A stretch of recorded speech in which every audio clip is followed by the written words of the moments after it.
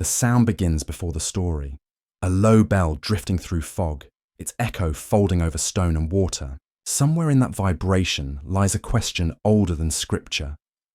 When kingship descended from heaven, what truly fell?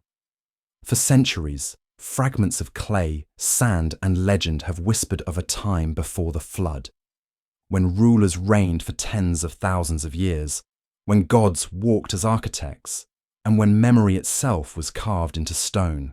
From the deserts of Sumer to the crypts of the Templars, the same rhythm repeats: descent and silence, loss and remembrance. Tonight, we follow that rhythm.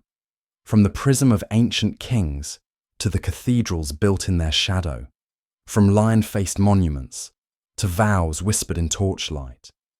Each will lead us closer to the bridge between what was divine and what became human. Perhaps the truth was never lost, only hidden in the hum beneath time. You're listening to Serene Myths, where history drifts and memory breathes. If this kind of quiet wonder speaks to you, feel free to like, to subscribe, or simply to leave a note below. Your name, your city, and the hour where you are, so our voices can share the same moment across the dark. Now, listen for the bell. It's calling us to the first step, where a knight's torch meets the clay of forgotten kings.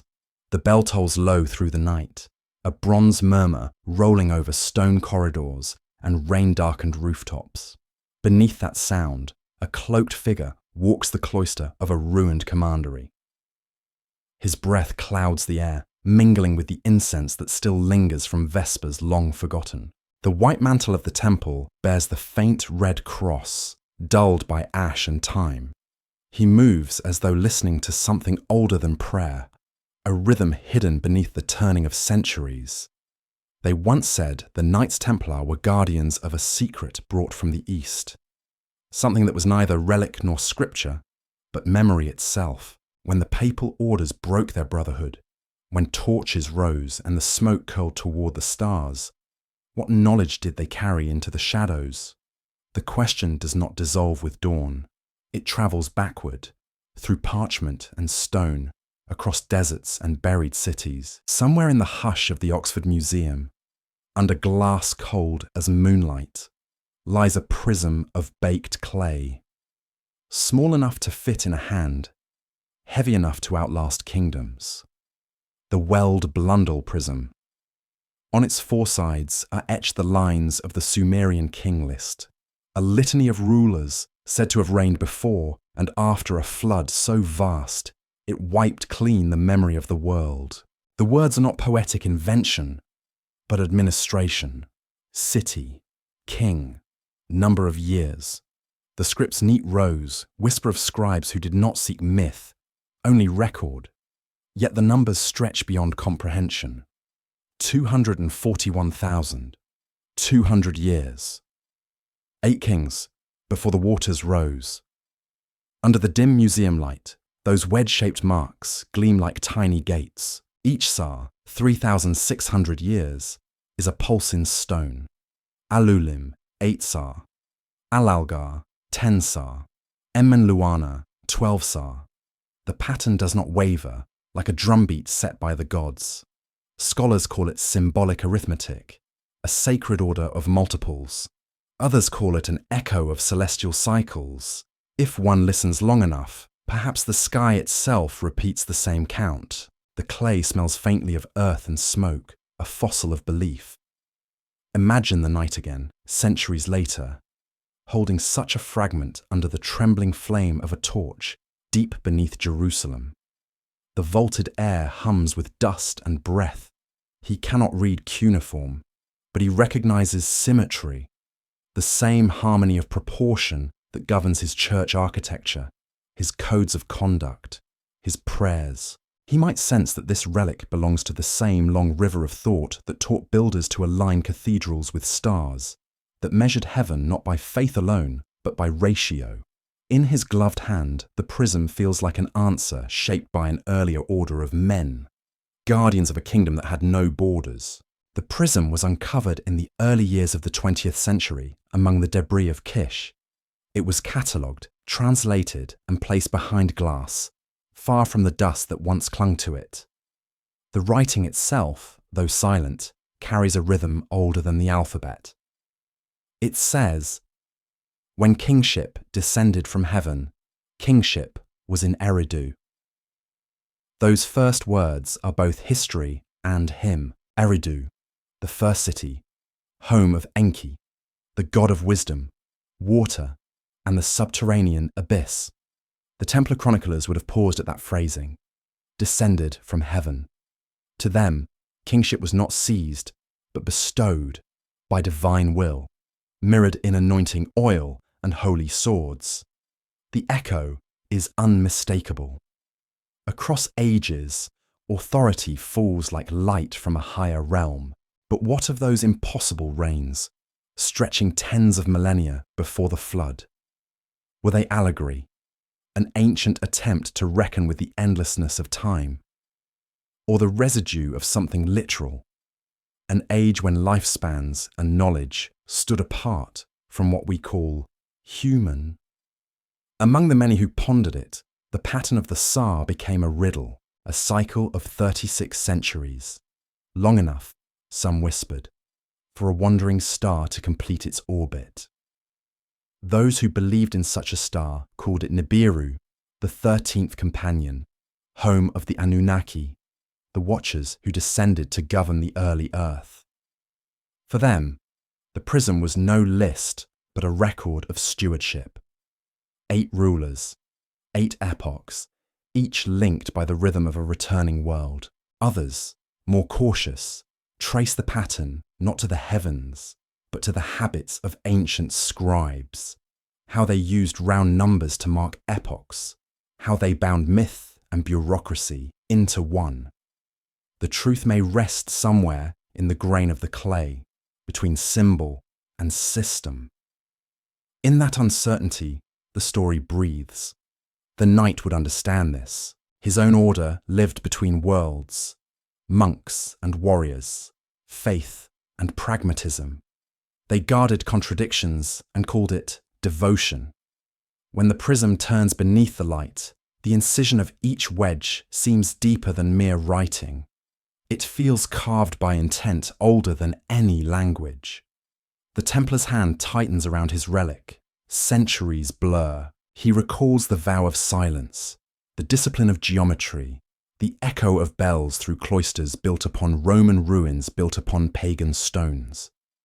History folds like vellum, one layer pressing upon another. There is a particular stillness in museums at night, when the lights dim and the hum of electricity fades. The artifacts seem to exhale. In that stillness, the prism glows faintly, as if remembering the kiln that birthed it. The kings whose names it bears, Alulim, Alalgar, Enmenluana, Enmengal-Ana, Dumuzi, Ensipazi-Ana, Enmendarana, Ubaratutu, stand like pillars before the flood. When the flood swept over, as the final line declares, a curtain fell. Afterward came new kings, whose names we can trace in ruins and skeletons, whose reigns fit within the frame of mortal time. The shift is abrupt, almost surgical, as if a hand had reset the world's clock. And always, between those lines, a silence like prayer. It is the same silence found in crypts beneath cathedrals, where frescoes fade and sword marks scratch the stone.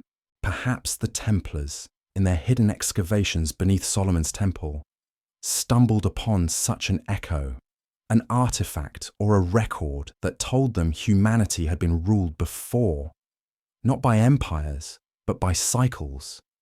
Perhaps that realization shaped their hunger for sacred architecture and coded geometry. The need to rebuild heaven's order in limestone and chant. Rain begins against the museum windows, a whisper like sand sliding over time. The prism waits, untouched, its story preserved, yet unanswered. Somewhere, a bell sounds again. Not from Oxford, but from memory. The same deep toll that guided a knight through fog 7 centuries ago. The vibration travels through stone and bone alike, reminding both scholar and wanderer that knowledge often survives, not in revelation, but in repetition. The night deepens. Outside, the rain thickens to mist, blurring the lamps along the Thames. Inside, the clay prism keeps its secret, the arithmetic of forgotten kings intact, somewhere in the mind's ear. The bell still echoes, and within its note lies a single thought, that across the gulf of years, the guardians of heaven's descent have always worn armour, of clay or of steel, keeping watch until the flood returns. The night drifts onward, and the echo of the bell softens into the hush of rain over stone. Beneath that sound, the prism's script begins to unfurl in the imagination. Rows of cuneiform etched with mathematical precision. Each wedge a fragment of rhythm. It is not random. It hums with order. Across the centuries, mathematicians, priests, and mystics have all heard the same pulse, steady and deliberate. They called it the Sa, a measure of time, a cycle of 3,600 years. In those syllables, numbers and stars fold together like two halves of an oath. The Knights of the Temple, steeped in geometry and the sanctity of proportion, would have recognized the resonance instantly. For them, divine order always wore the shape of a ratio. Alolim reigns 8 Sa, Alalgar, 10, Enmenluana, 12. Each sequence unfolds like a stanza, the tempo of a long-forgotten chant. The scribes of ancient Sumer may not have sung aloud as they carved, yet the structure itself is music. Each figure harmonized with the next, a cosmological rhythm masquerading as accountancy. To imagine these numbers merely as exaggeration is to underestimate the precision of the ancient mind. They measured the heavens not to boast, but to belong to them. To record was to participate. Templar chroniclers, centuries later, kept their own arithmetic of the sacred. They charted the geometry of cathedrals with the same devotion the Sumerians once gave to Sa. A chapel might echo the angle of a sunrise, a column align with a constellation. What they built in stone, the ancients inscribed in clay. Both sought to mirror the invisible. Between them lies the same hunger, to trace the breath of eternity through shape and number. Eridu, the first city of the king list, sat upon the marshes where the rivers Tigris and Euphrates braided into the sea. Archaeologists would later uncover 17 layers of temples, stacked one atop another, each built over the ashes of its predecessor. The lowest foundation, dating to around 5400 BCE, rests on silt older still.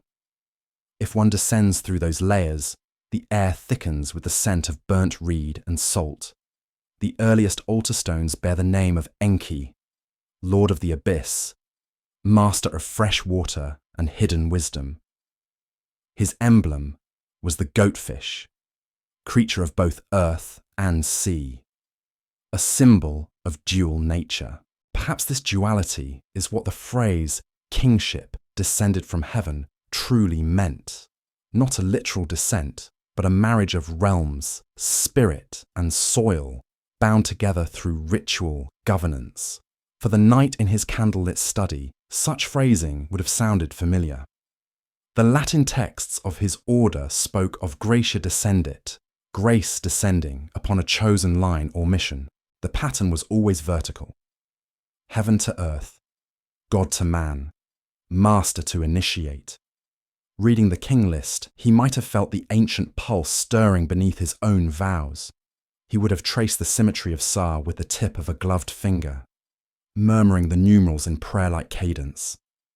8, 10, 12, rising, perfect, deliberate.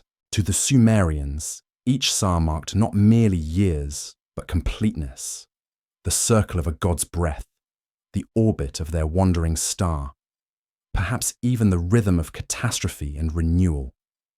The flood that ended the reign of Ubaratutu was not an interruption, but fulfillment. An interval closing one cosmic stanza before the next began. The Templar manuscripts describe similar cycles, though cloaked in Christian allegory. Ages of faith and silence, revelation and ruin. History, they believed, was not a straight line, but a spiral, each revolution drawing humanity closer to the divine pattern that had been fractured at Eden. The prism's arithmetic, then, becomes a map of recurrence. Its multiples of 3,600 are the tick of an invisible clock, a metronome for creation and forgetting.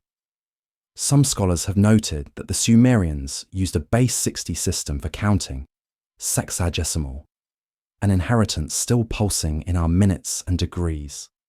60 divides the circle, repeats through time.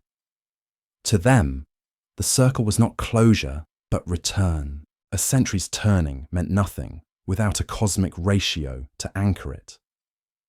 The Templar scholars, guardians of esoteric arithmetic, cherished 60 as the number of harmony, the measure of the great year when all heavenly bodies realign.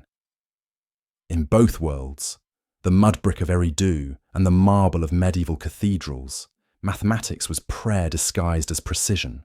You might picture a Sumerian scribe, his stylus tracing triangles into wet clay, unaware that 1,000 leagues of time away, a Templar mason will trace the same geometry into limestone under the rose light of dawn. Their tools differ, their gods wear different names, yet both believe that order can coax eternity to linger a moment longer in human hands. But every system of order hides a question. If kingship truly descended from heaven, from what height did it fall? Was it the visitation of beings or the arrival of knowledge? Astronomy, agriculture, the art of governance, bestowed like an inheritance from vanished teachers? The prism does not say. It records only sequence and number, leaving silence to fill the space between. That silence is what keeps the imagination awake. The Templar, reading those numerals centuries later, would have felt that silence too, the gap between heaven's perfection and earth's decay.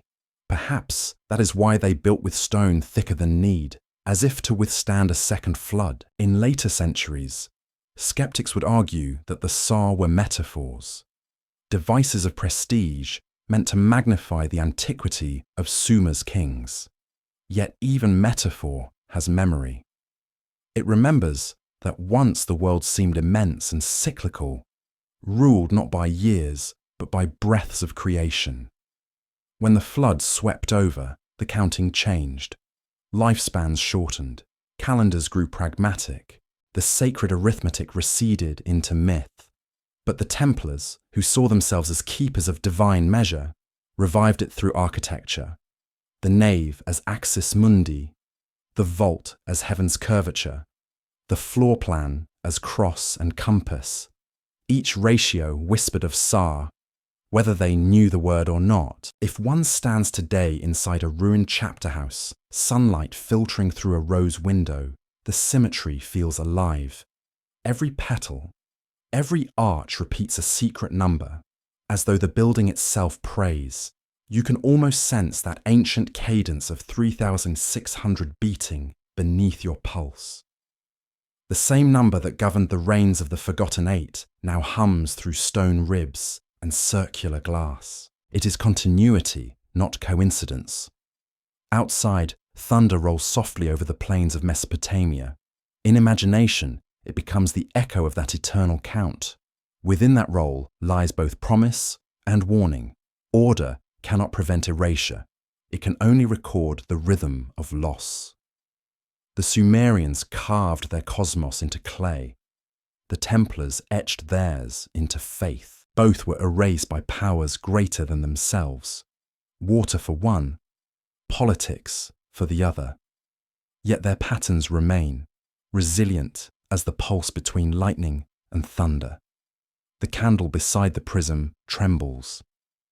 The night leans closer, eyes following the spiral of numerals that climb through centuries. He senses that behind those figures lies a geometry too vast for conquest, a whisper older than empire. The rain has ceased, leaving the air swollen with the scent of wet dust and wax. Somewhere deep within him, the arithmetic begins to slow, merging with the rhythm of his own heartbeat. The clay and the cross, the Sa and the Psalm, they belong to the same design, and so the story breathes again, quiet and deliberate. The prism rests, its message half-spoken, heaven's descent measured in numbers, the memory of the flood folded into code. Outside, dawn begins to bleed across the river plains, touching the ruins of Eridu with pale gold. The knight closes the scrolls on his desk. Somewhere, a bell rings once more, softer this time, as if counting not hours but ages. The sound fades into the whisper of wind over mud brick foundations, an ancient music calling the listener toward the next horizon, where myth and history meet like twin shores of the same vanished sea. The rain had ceased, leaving the night glistening like cooled metal. Within the hush, the bell's echo lingers, not as a sound, but as a rhythm that settles beneath the breath. A knight, alone in his candle chamber, studies the clay prism once more. The flicker of the flame plays across the ancient text, illuminating the final line that divides all human memory in two. Then, the flood swept over. That sentence, brief and absolute, stands like a chasm through which the past vanishes. Before it, a world of kings who reigned beyond mortality, cities where divinity ruled in daylight. After it, the slow, mortal centuries of recorded time. Between those worlds lies the boundary the Templars would one day seek to cross. The bridge between heaven's knowledge and man's inheritance. The flood is not a mere story of water. It is an act of resetting. The prism's inscription does not mourn nor accuse. It simply states that kingship continued afterward, but it had changed its nature. The new kings are human. The divine pulse has dimmed. The clay, still damp from the scribe's touch, preserved the moment when eternity folded into history. And there, rising from the silt of the post-diluvian world, appears a name that threads myth to archaeology: Gilgamesh of Uruk. His reign, listed at 126 years, is human, yet grand, brief, yet resonant. Through him, the last breath of the god kings becomes the first conscious search for what they lost. Gilgamesh walks out of clay and into legend, a man who once ruled, then wandered in mourning. His epic tells of the flood survivor Utnapishtim, the immortal who endured when the rest were drowned. The clay tablets of Nineveh, broken but legible, speak of their meeting. The weary king, 2/3 divine, seeking the secret of eternal life. It is the first quest of the human spirit recorded in text. The yearning not to rule, but to understand. The knight, centuries later, reading this through translations and illuminated margins, would have recognized the impulse. His own vows bound him to similar longing. The search for divine wisdom lost to the flood of forgetfulness. In the candlelight, the parallels glimmer. Gilgamesh's journey begins with grief, his friend Enkidu's death. The knights with faith and exile. Both walk deserts, both seek the voice of the eternal. When Gilgamesh reaches Utnapishtim, he is told that the gods sealed immortality away, that it lies beneath the waters at the edge of the world. In one version, he dives and finds the plant of renewal, only to have it stolen by a serpent as he sleeps. The symbol coils through time, wisdom attained, lost again, paradise glimpsed and sealed. The Templar legends whisper of similar thefts, relics hidden beneath temples, recovered and reburied, knowledge glimpsed then silenced by decree. The pattern is ancient and recursive, Like the Tsar, Eridu, the first city, now lies buried beneath layers of mud and windblown salt. Its ziggurat collapsed into a low mound the locals call Tel Abu Shahrain. Hill of Two Cities. Archaeologists describe a silence there unlike other ruins, as if the earth itself remembers water. The flood in their strata is real, a thick layer of river silt, sterile, marking a catastrophe around 2900 BCE. It is tempting to see in that sediment the very flood of the prism. Yet the myth's gravity extends far beyond geology. The Sumerian text says, "Kingship was taken to Kish, the divine throne relocated, as though heaven had chosen a new steward." And so the chain continues, from Eridu to Uruk, from flood to empire, from clay to bronze to parchment. The knight senses that same migration. When his order rode east, they believed themselves guardians of a lineage not of blood, but of understanding, the continuity of sacred governance. The relics they sought were not mere treasures, but reminders of a covenant older than Christendom. Beneath Jerusalem's Temple Mount, they excavated foundations said to reach Solomon's halls. Yet rumour insists they found something deeper still. Inscriptions, devices, a scroll written in an alphabet none could read. Whether artifact or allegory, the story endures because it mirrors the pattern. Heaven's kingship descending once more, waiting for those who would listen. In the dim crypt beneath their churches, Templars preserved rituals of silence, a candle passed from hand to hand, a circle drawn in dust. Each symbol mirrored another, older one. Perhaps they imagined themselves heirs of the same design that once governed Eridu. The vaulted stone above them curved like an inverted hull. An ark of faith, not wood, but limestone, meant to carry wisdom through another flood, that of ignorance and time. The prism, viewed now through its translation, holds an echo of this purpose. Gilgamesh's reign bridges myth and chronicle, dream and artifact. His search becomes humanity's. The epic's closing lines are practical, almost bureaucratic. He writes the story upon a stone. The scribe of the king list, centuries later, does the same. The Templar archivists, too, transcribe their rule into ledgers, mapping vows, debts, and secrets with the same austere precision. Writing is always an act of survival, a defiance against the next wave. And yet, within that defiance, there is humility. Gilgamesh fails to escape death, as all men do. The prism accepts the limitation without lament.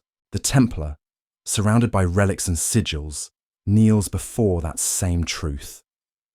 No geometry, however divine, can make flesh eternal.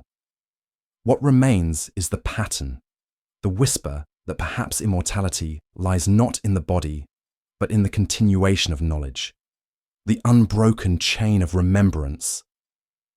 The flood may sweep away cities, but it cannot drown rhythm. Imagine the ruins at dawn, long after the waters have receded. The clay tablets dry in the rising sun, their script cracked but unbroken. Birds walk the new mud where once gods ruled. In a distant century, the knight will kneel beside another river, the Jordan, its surface glinting like a mirror of that ancient deluge. He dips his hand in the current, feeling the same pulse, the same cold assurance that history repeats.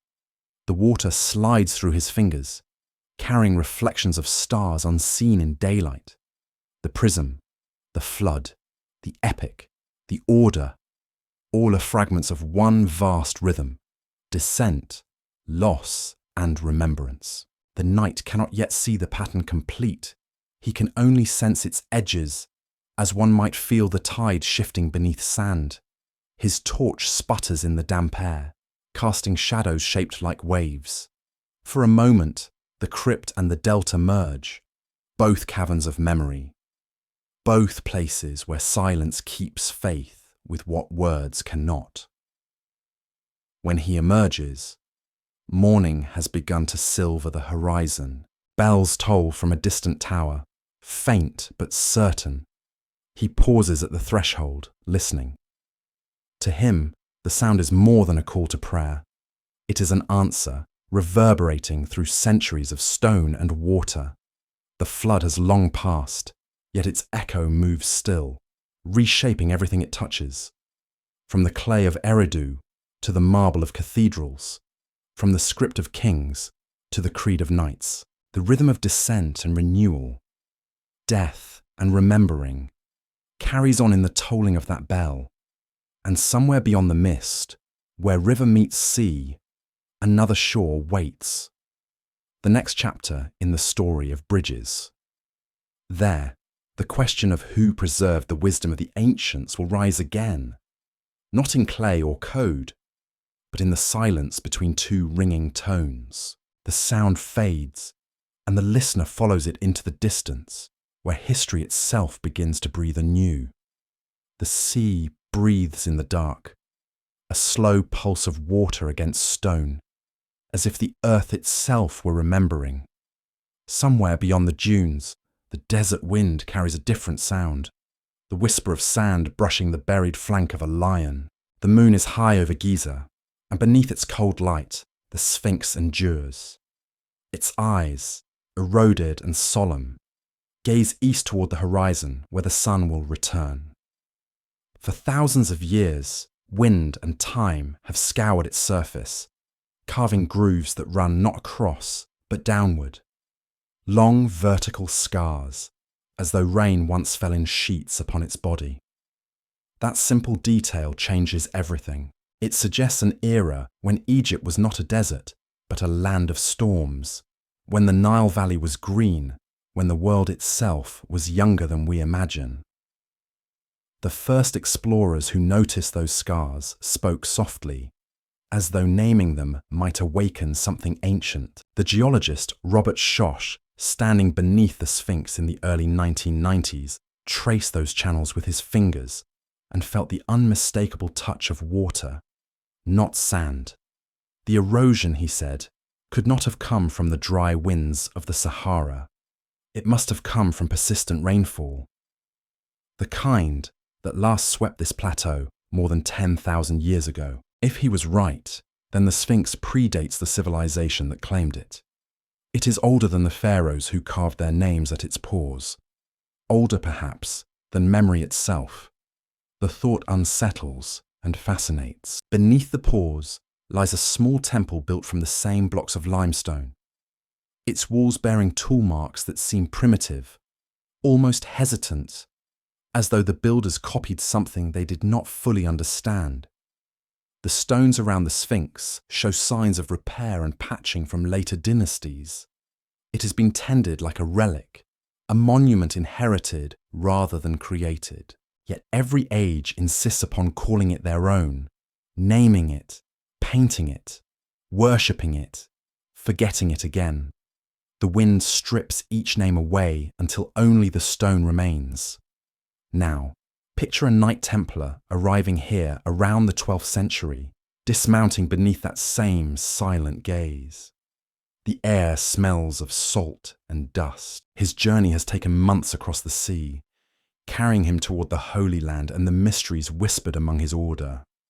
Perhaps he stands at the base of the Sphinx, hand resting on the warm limestone, and feels the faint tremor of something buried. In the lore of his brothers, Egypt is not merely a pagan relic, but a puzzle. The place where sacred geometry was born, the proportions of the Sphinx's face, the alignment of its gaze, the symmetry of the plateau itself. All these could be read as scripture written in stone. He kneels, not in worship, but in recognition. The ancient builders measured with the same faith he carries in his heart. That the divine reveals itself through proportion. The Sumerians marked their Sa. The Egyptians marked their cubits and stars. The Templars marked the cross. All three systems, different tongues, speak of one hidden grammar, the belief that heaven can be mapped if one measures precisely enough.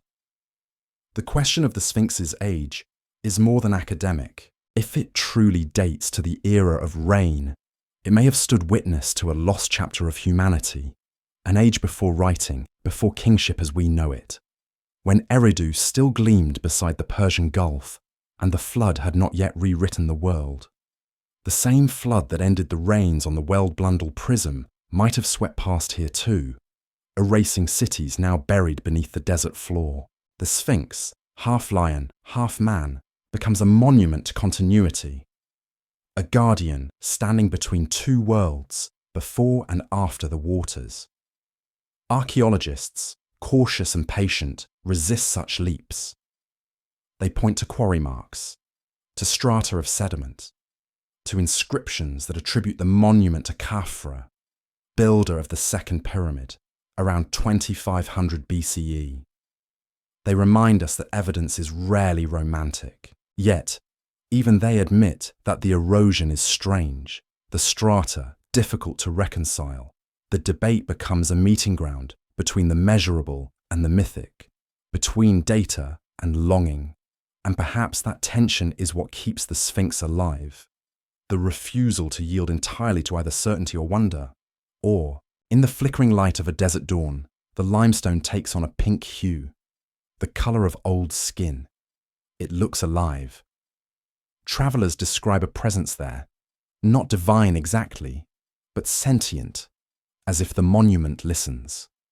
The Templar, studying the stone, might recall the Psalms that speak of stones crying out when men fall silent. In his mind, the Sphinx becomes a cathedral without roof or choir, a single, immense hymn carved from bedrock. The vertical scars are not wounds, but verses written by rain. He begins to imagine the sound of those rains, falling endlessly across centuries, a percussion of water on stone, like the rhythm of prayer beads sliding through fingers. Somewhere behind him, the pyramids rise from the sand, angular and unyielding, their lines too perfect for accident. The night senses a dialogue between them, the lion and the triangle, form and number. Perhaps the Sphinx faces east because it watches the same rising sun that once gilded Eridu's temples. The same dawn the Anunnaki might have read as a signal of descent. The Templar wonders if these monuments are not tombs, but transmissions.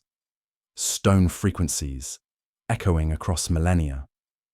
He does not need to name their builders. It is enough to stand in the presence of continuity, to feel the human desire to remember pressed into rock. At night, the wind thickens with dust. The Sphinx disappears into shadow, only its silhouette remaining against the stars. The night lights a small lantern.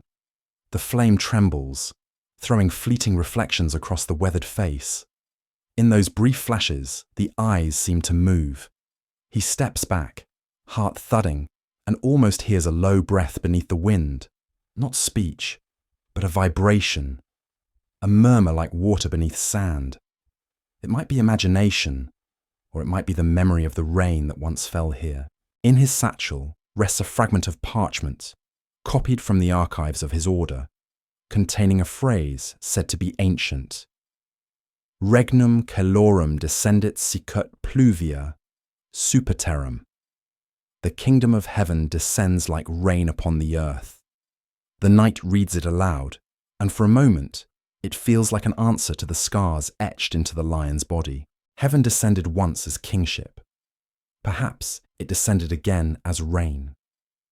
Dawn returns, slow and golden. The air shifts from chill to warmth. The Sphinx glows, no longer a riddle, but a witness. The knight mounts his horse and rides toward the horizon, where the Nile coils through fields of papyrus and dust.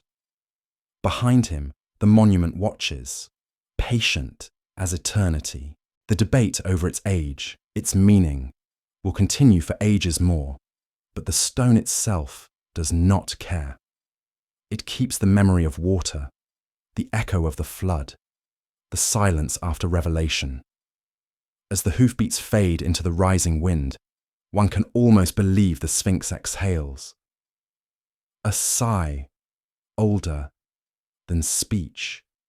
Carrying the scent of rain through the desert, the knight feels that breath on his back, cool and weightless, urging him onward toward the next mystery waiting beyond the dunes, where number and faith will meet again beneath the shadow of the pyramids.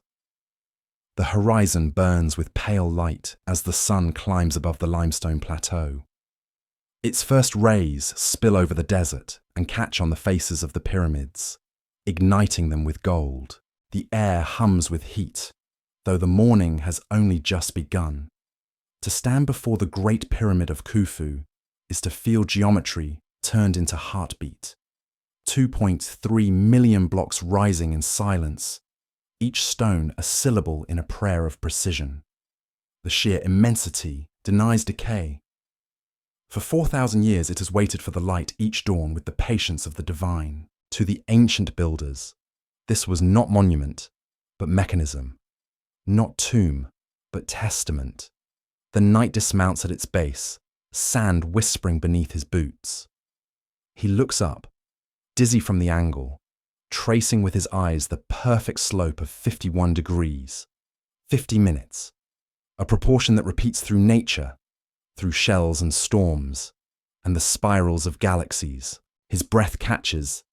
In the rhythm of the stone, he hears a familiar litany, the same harmony he once found in the Psalms. Could the pyramid be more than stone? Could it be a sermon carved in limestone, a revelation of form so pure it survived the flood and the ages that followed? The standard account tells him otherwise. The scholars of his time say the pyramid is a royal tomb, built by human hands for a mortal king. Yet he knows that no body was ever found within, no inscriptions naming Khufu as its occupant, only an empty sarcophagus and corridors aligned with the stars. The shafts in the king's chamber point not toward any god of death, but to the belt of Orion and the pole star. The same heavens the Templars study to time their vigils. The knight feels the desert air pressing against him, filled with silence that rings like metal. Every ratio, every angle seems to whisper of something older, an intelligence that measured the earth before dynasties wore crowns. When the prism of Sumer spoke of kingship descending, perhaps it did not mean rule in flesh, but in knowledge. The pyramids might be the later echo of that descent. Architecture as theology, stone as scripture. Their alignment is flawless, true north to within a fraction of a degree.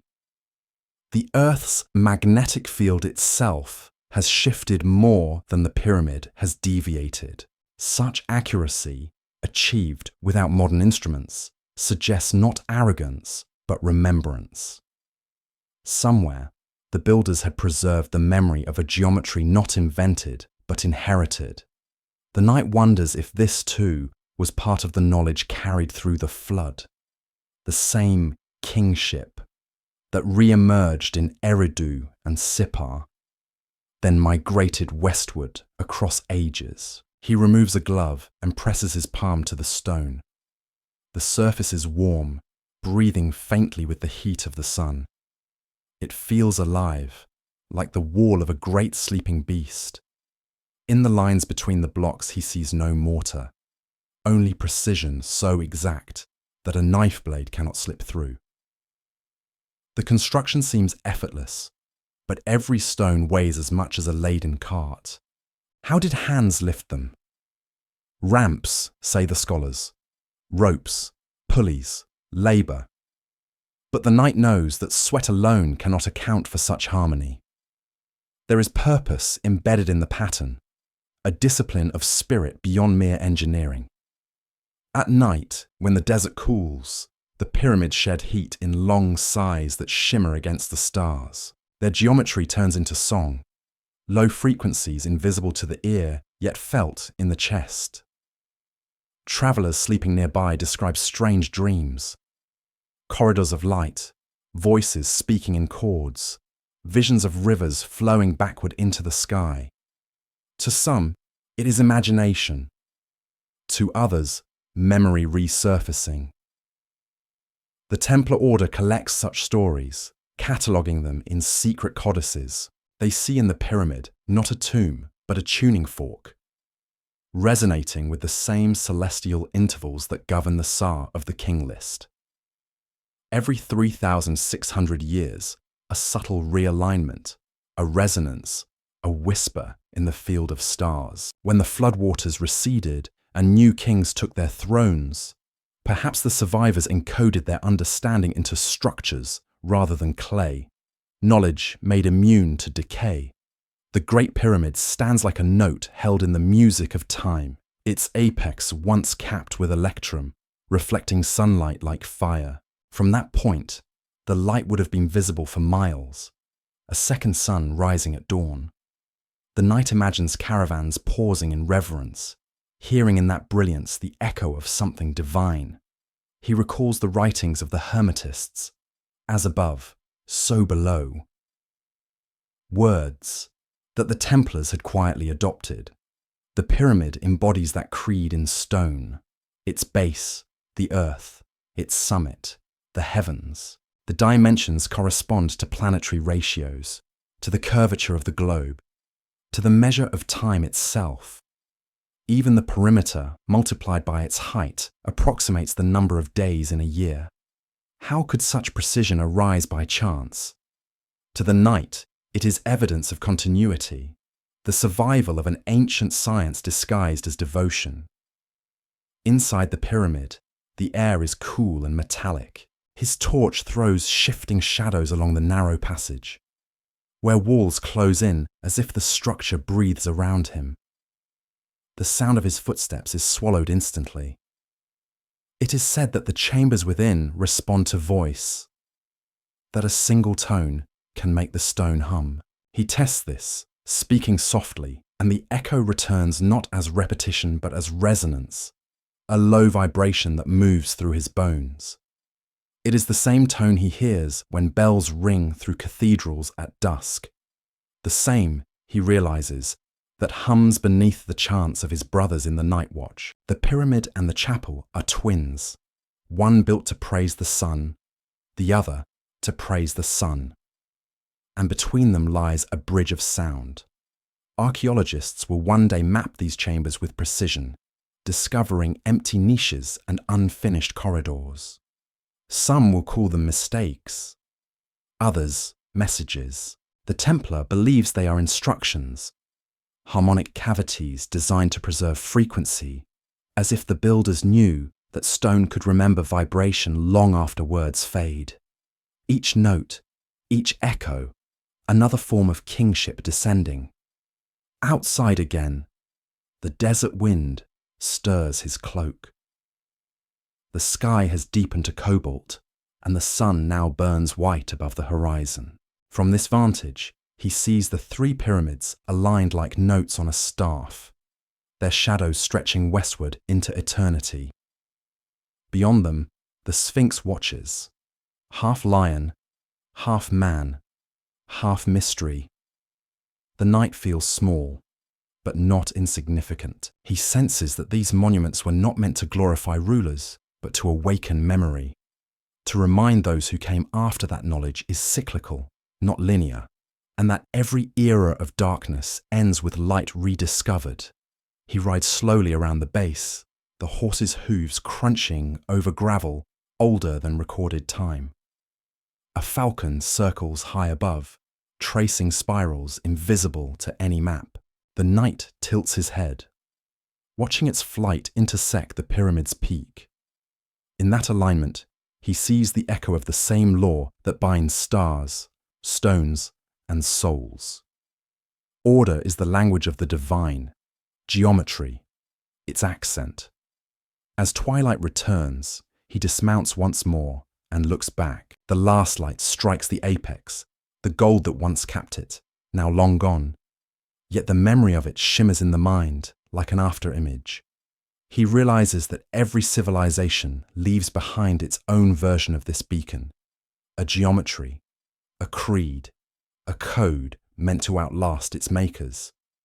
The Sumerians had their prisms, the Egyptians their pyramids, the Templars their cathedrals. Each is a response to the same whisper from the heavens: measure, build, remember.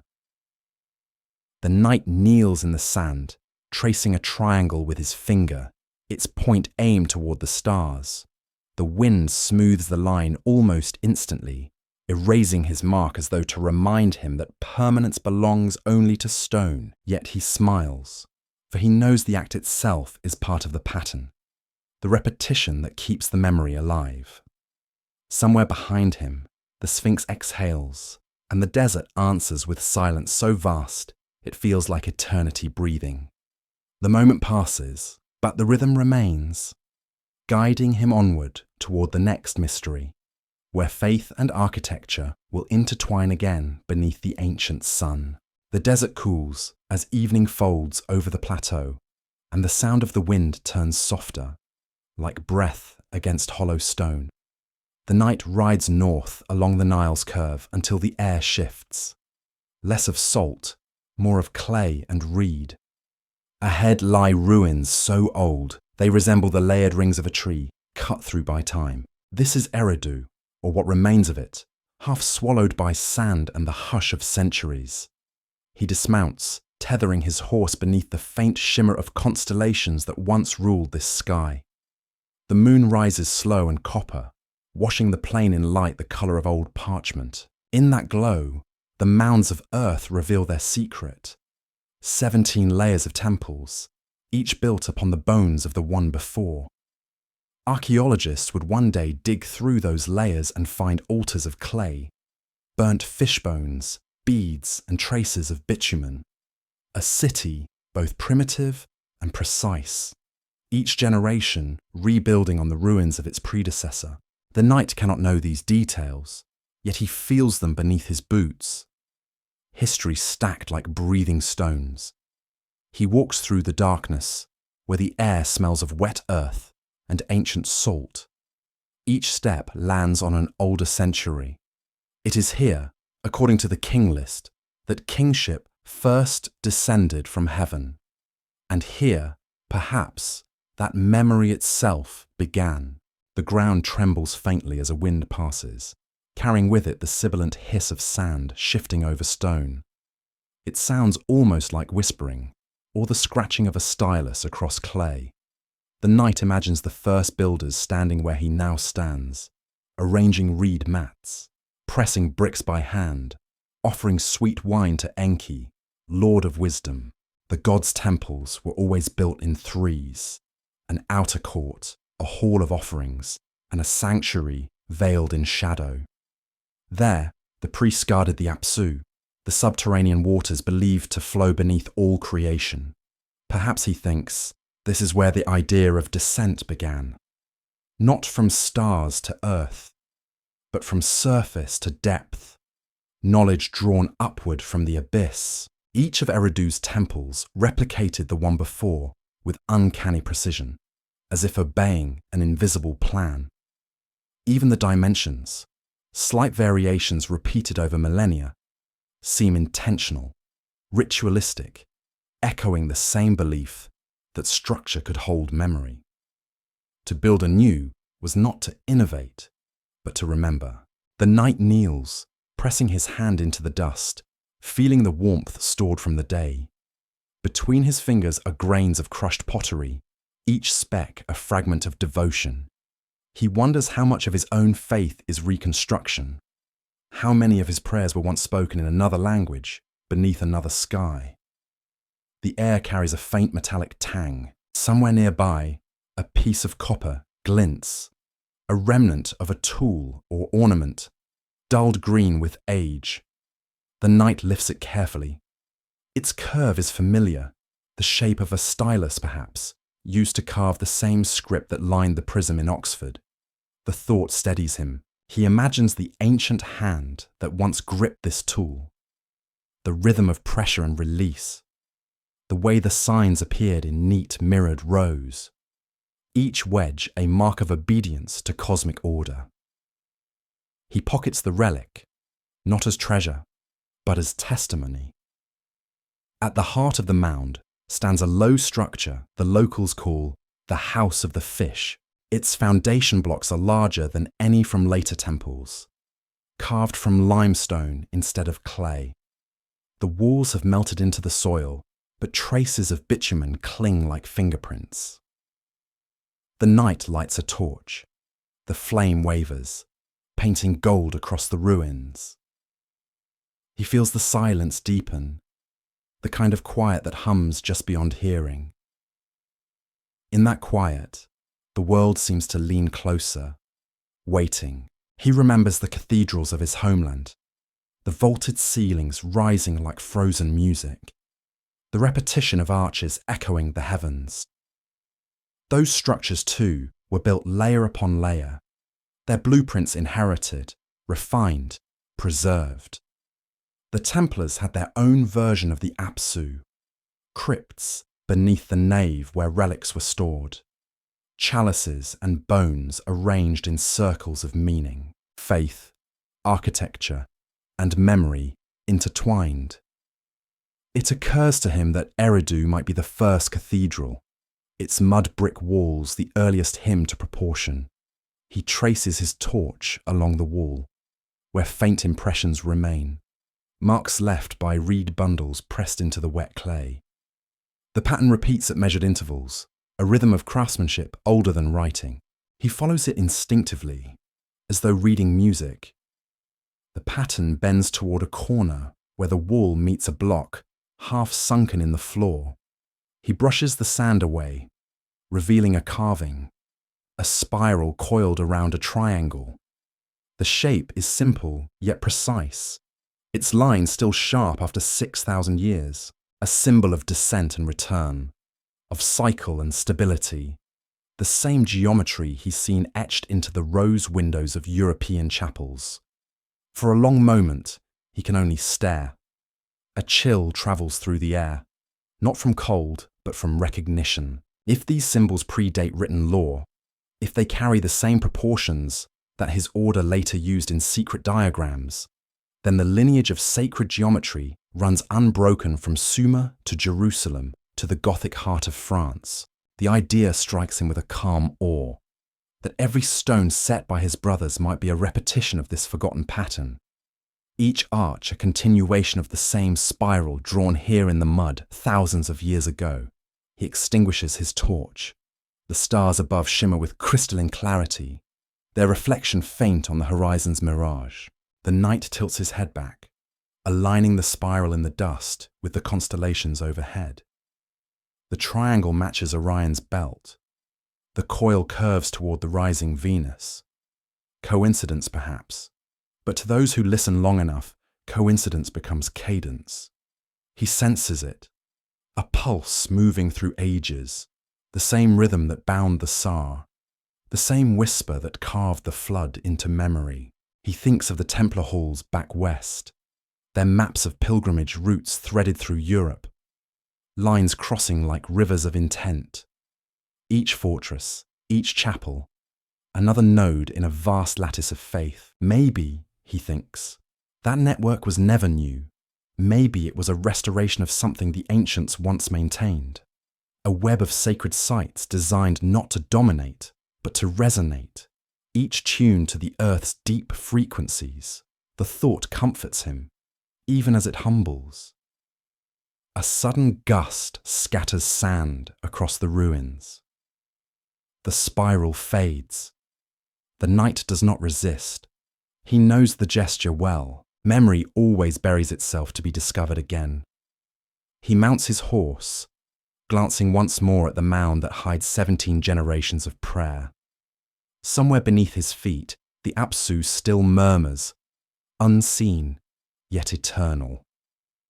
The stars shimmer above like nails of light hammered into the night.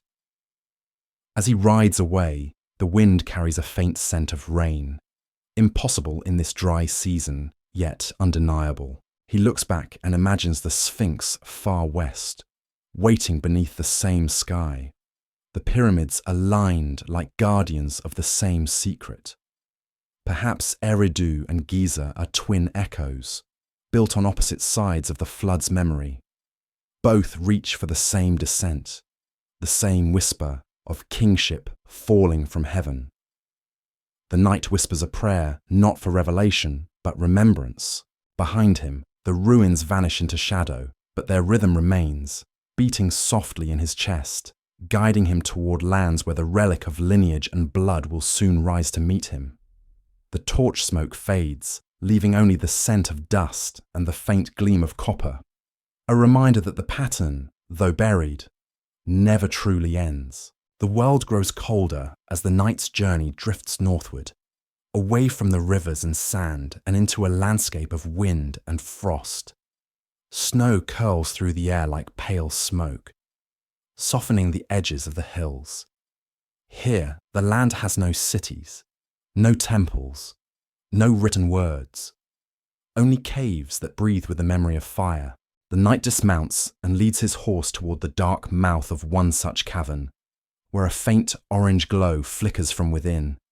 The air smells of ash and pine resin. He steps through the threshold and feels warmth wrap around him like a cloak. Inside, the ceiling arch is low and uneven, covered in soot that has gathered for tens of thousands of years. There are markings on the walls, red ochre lines, handprints, and the outlines of animals that once roamed the frozen plains outside. They seem to move in the torchlight, running endlessly along the curve of stone. The knight stands silently, struck by the tenderness of these images. They are not the work of a civilization seeking to dominate, but of one trying simply to remember. In the flicker of fire, the artist's hand still lingers, bridging across millennia. He kneels beside the embers at the cave's heart. Around it lies the ghost of bedding, layers of grass, woven mats of reed and bark, traces of crushed herbs that release a faint sweetness when warmed. In the soil beneath, modern excavators would one day find remnants of such beds dating back 77,000 years.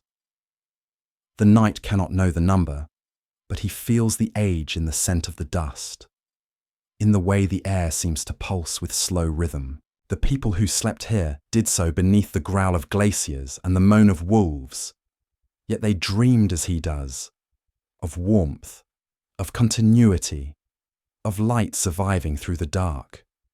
The fire shifts, sending shadows rippling along the cave wall. He imagines a small community gathered here, men and women curled together beneath animal skins, children tucked near the coals, the elder watching the flames. They did not measure sar or cubits, nor carve monuments to kings, but their mastery was subtler. They learned to sleep in cycles, to rest in fragments that followed the rhythm of the cold. Their nights were not linear, but tidal, waking to feed the fire, dozing again to the crackle, each interval blending into the next until dawn bled pale across the stone. Scientists in another age would call it segmented sleep, a natural response to long winter darkness. But to the knight, it feels almost liturgical, a vigil kept by instinct rather than vow. He removes his gloves and extends his hands to the fire. The heat bites, yet feels good. Around him, the cave amplifies every sound. The pop of resin, the drip of water from the ceiling, the distant rush of wind through the entrance. The acoustic clarity reminds him of a chapel. Perhaps this was the first sanctuary, he thinks, not built by design, but found by necessity, a place where light and shadow converse, a place where breath and flame make music. The floor slopes downward to a small alcove where the smoke has blackened the rock to a mirror sheen. In it, the knight sees his reflection mingled with the faint image of the painted beasts behind him. For a moment, he feels himself part of their story, a stranger from another age folded into their endless hunt. He wonders if memory itself is like this soot, a layer upon layer of residue, darkening but preserving the shape beneath. When he lies back, the cold stone beneath him holds surprising warmth, stored from countless fires before. He runs his hand along the packed grass, feeling how the strands overlap. It is craftsmanship, Not chance. Someone had woven them deliberately, mixing reeds with fragrant leaves, wild basil, camphor, and mint to repel insects and scent the air. The same instincts that guide monks to burn incense guided these ancient hands. The knight smiles faintly. He recognizes a lineage of comfort, a continuity of ritual, unbroken by time. He thinks of his own long winters in the stone commanderies of France, the dormitories echoing with wind, the brothers stirring before dawn to chant in the dark. They too slept in shifts, 2 hours of rest, an hour of prayer, then 2 more of half-dream. Their voices would blend with the sigh of the wind through arrow slits, creating the same rhythm he hears now in the crackle of the fire. Civilization, he realizes, changes form but not essence. We have always sought the warmth that allows us to dream. Outside, snow gathers at the cave's entrance, dimming the world to grey. The knight listens to the silence that follows, a deep, layered quiet that seems alive. From somewhere beyond the ridge comes the howl of a wolf, long and mournful, answered by another in the distance. The sound vibrates through the stone. He feels it in his chest, like the toll of a bell. It is not fear it stirs in him, but kinship. These creatures too are survivors of the flood of ice, keeping to their cycles of hunger and song. He recalls the scholars who speak of an ancient bottleneck, a time when humanity nearly vanished. Fewer than 2,000 souls, they say, scattered across plains and caves. Every person alive today carries the imprint of that narrow passage in their bones. The knight stares into the fire, seeing faces rise from the smoke, unknown ancestors whose endurance became his own. Perhaps their greatest miracle was not invention, but persistence. The quiet faith of tending flame after flame. He reaches into his satchel and withdraws a small relic, a fragment of parchment, a map traced with lines that chart the pilgrimage routes of Europe. He unfolds it on the ground, weighting it with stones. The firelight dances over the roots like veins of light. In that glowing web, he suddenly perceives the echo of those ancient sleep circles. Each camp a heartbeat, each monastery a reawakened fire. Humanity, he thinks, has never stopped rebuilding its warmth. The fire burns lower, the air thick with smoke. He lies back again, the curve of the ceiling cradling his gaze. The painted horses gallop endlessly across the rock, their legs blurred by centuries of soot. He imagines the hand that drew them, steady, reverent, aware that art could anchor time itself. He whispers a prayer for that artist, nameless yet eternal. The flame answers with a slow hiss. Sleep comes gently. The knight feels the familiar rhythm of segmented rest, drifting between wakefulness and dream. In one vision, he stands outside the cave beneath a sky strewn with stars so bright they hum. In another, he walks through a cathedral of ice, its pillars shining blue and clear. Each dream feels like continuation, not escape. He senses the presence of others, figures wrapped in fur and shadow, tending fires that never die. When he wakes, the cave is quiet, save for the steady drip of thawing water. Dawn seeps through the entrance, painting the smoke silver. The world outside is white, silent, endless. He gathers his cloak and steps into the cold. The breath he exhales turns instantly to frost, hanging in the air before dissolving. Behind him, the embers glow faintly, an orange heart still beating within the mountain. He turns once to watch, knowing it will smoulder for hours after his departure, a pulse of warmth hidden beneath snow. As he rides away, the wind rises, scattering flakes around him like falling ash. He realizes that every fire, every bed of grass, every cave wall marked by hand was a promise. That even in the longest winter, we would find our way back to light. The knight tightens his cloak and listens to the crunch of hooves over ice. Somewhere ahead, beyond the horizon of frost, waits another mystery. The lineage of kings and blood that will bind the ancient and the medieval, the primal and the divine. But for now, the rhythm of breath and snow is enough. The pattern continues, unbroken, as the world exhales and the long night turns slowly toward dawn. The landscape stretches pale and endless beneath a cold sun. Wind moves across the plains like breath drawn from the deep past, carrying with it the scent of frost, salt, and something older. Stone dust, perhaps, or the exhalation of vanished forests. The knight rides slowly, his cloak stiff with ice. The world around him hushed except for the rhythm of hoofbeats over frozen ground. He has left the caves behind, but their warmth lingers within him, as though the embers of that ancient fire now glow beneath his breastplate. Ahead lies another silence, one that feels heavier, almost sacred. The silence of beginnings. He dismounts at the edge of a ravine carved by an ancient river. The rock layers exposed on either side rise like pages of a book turned by geological hands. Here the earth has kept its own record, not in words, but in strata, bands of red, brown, and grey that mark ages of ice and drought. In one layer, he imagines the residue of a story, told not by scribes, but by genes, a time when humanity nearly vanished. The scholars of a later world would call it the bottleneck, a narrowing of life so severe that fewer than 2,000 souls may have remained. For 100,000 years, they say, humanity teetered on the edge of extinction. The knight does not know these numbers, yet as he studies the rocks, he feels the weight of that silence, the pause in creation, the breath between one age and the next.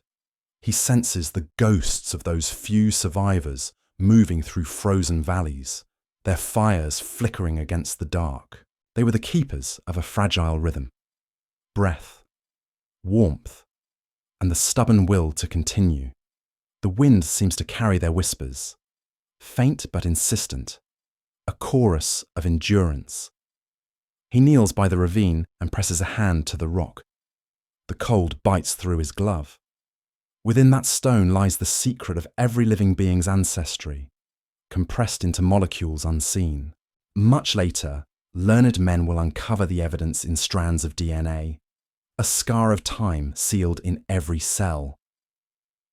They will trace it to a single population in East Africa, finding that the genome still bears the echo of catastrophe.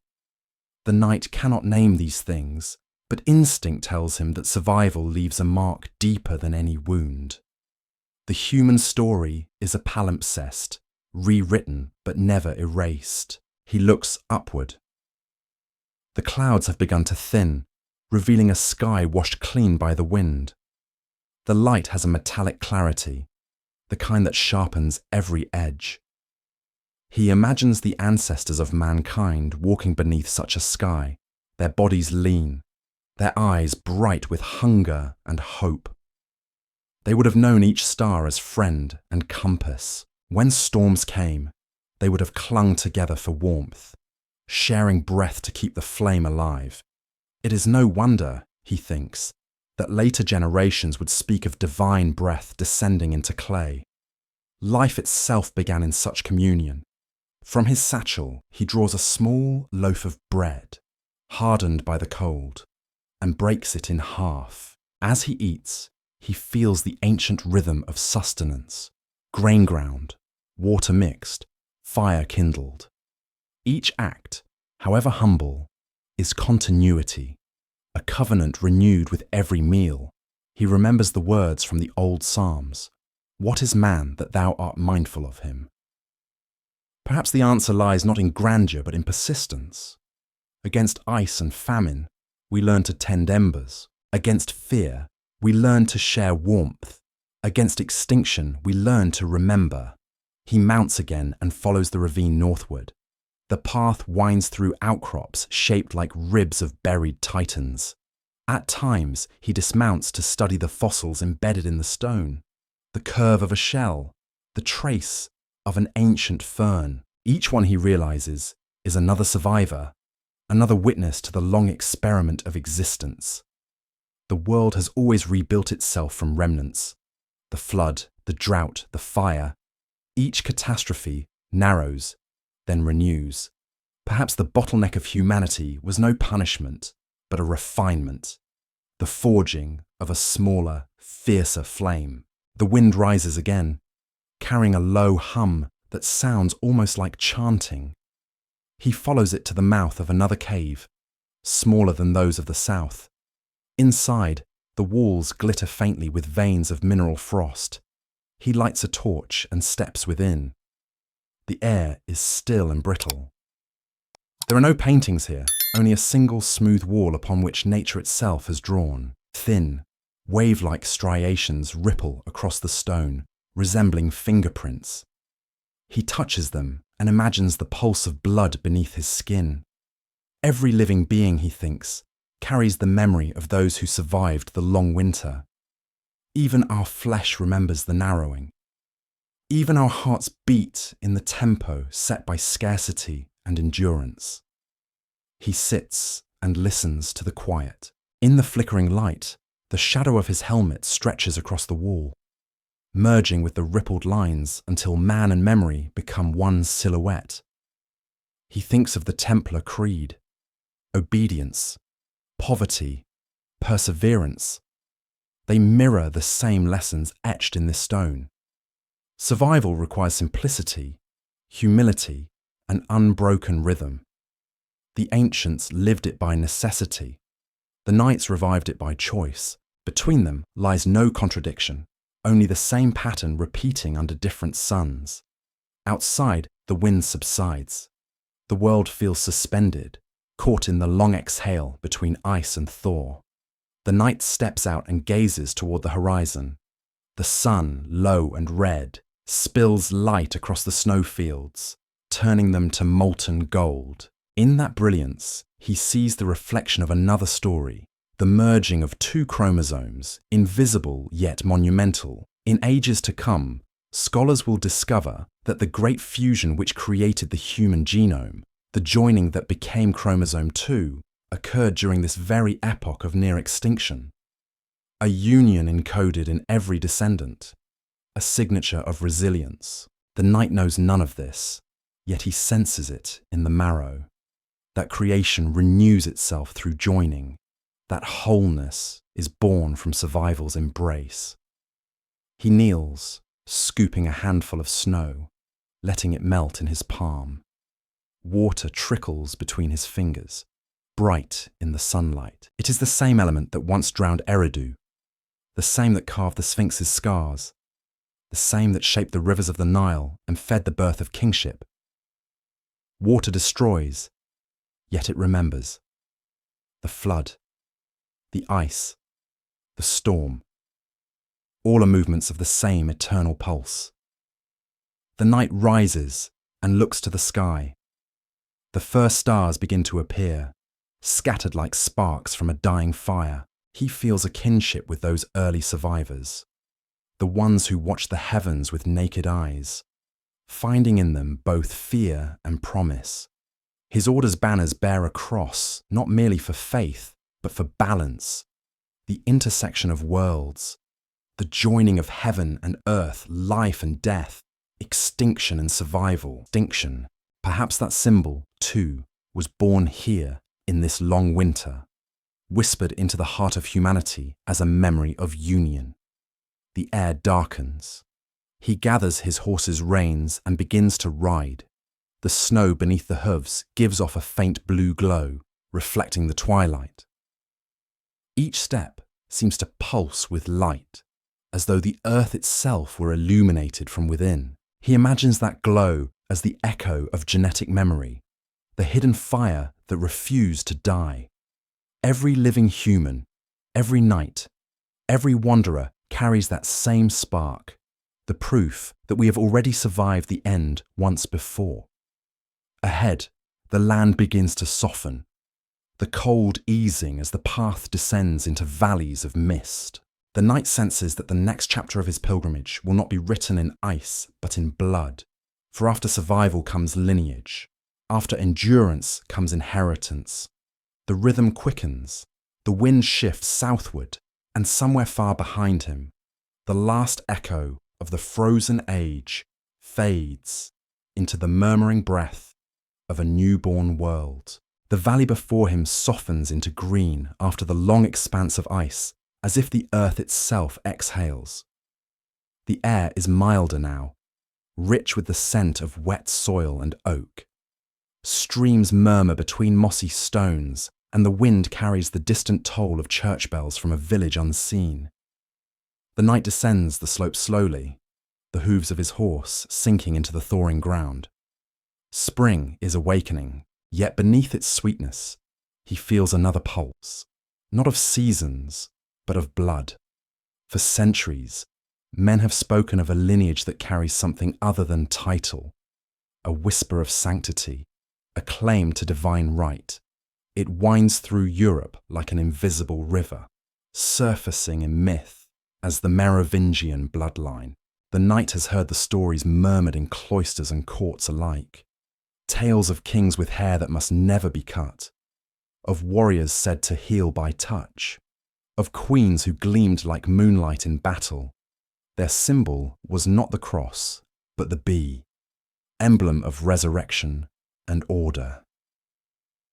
Bees hum in the air now, drifting among early blossoms, and he feels the coincidence settle upon him like a sign. The chronicles say that the first of these kings, Merovesh, was born of two fathers, one human, one from the sea, a beast or god whose shape no one could name. That union of realms, heaven and deep, echoes the ancient myth of Eridu, where kingship descended from above, yet emerged from the waters below. The pattern persists, merely dressed in new heraldry. To the knight, these tales feel less like superstition and more like fragments of a code, reminders that power, to endure, must draw from both earth and mystery. He rides toward the ruins of an old fortress near Soissons, where the grass has grown over collapsed stone. In these lands the Merovingians once ruled, long-haired monarchs who blended Roman structure with Celtic soul. Their locks, untouched by blades, were symbols of sacred inheritance. To shear them was treason. To cut them was to sever the covenant between king and divine. The knight kneels, touching the grass that now covers their graves, and the blades bow in the wind like strands of hair. The symbolism is not lost on him. Power, like hair, grows slowly, silently, fed by the blood beneath. From his satchel, he removes a folded parchment written in a hand older than his own. It is a genealogy chart, part scripture, part myth.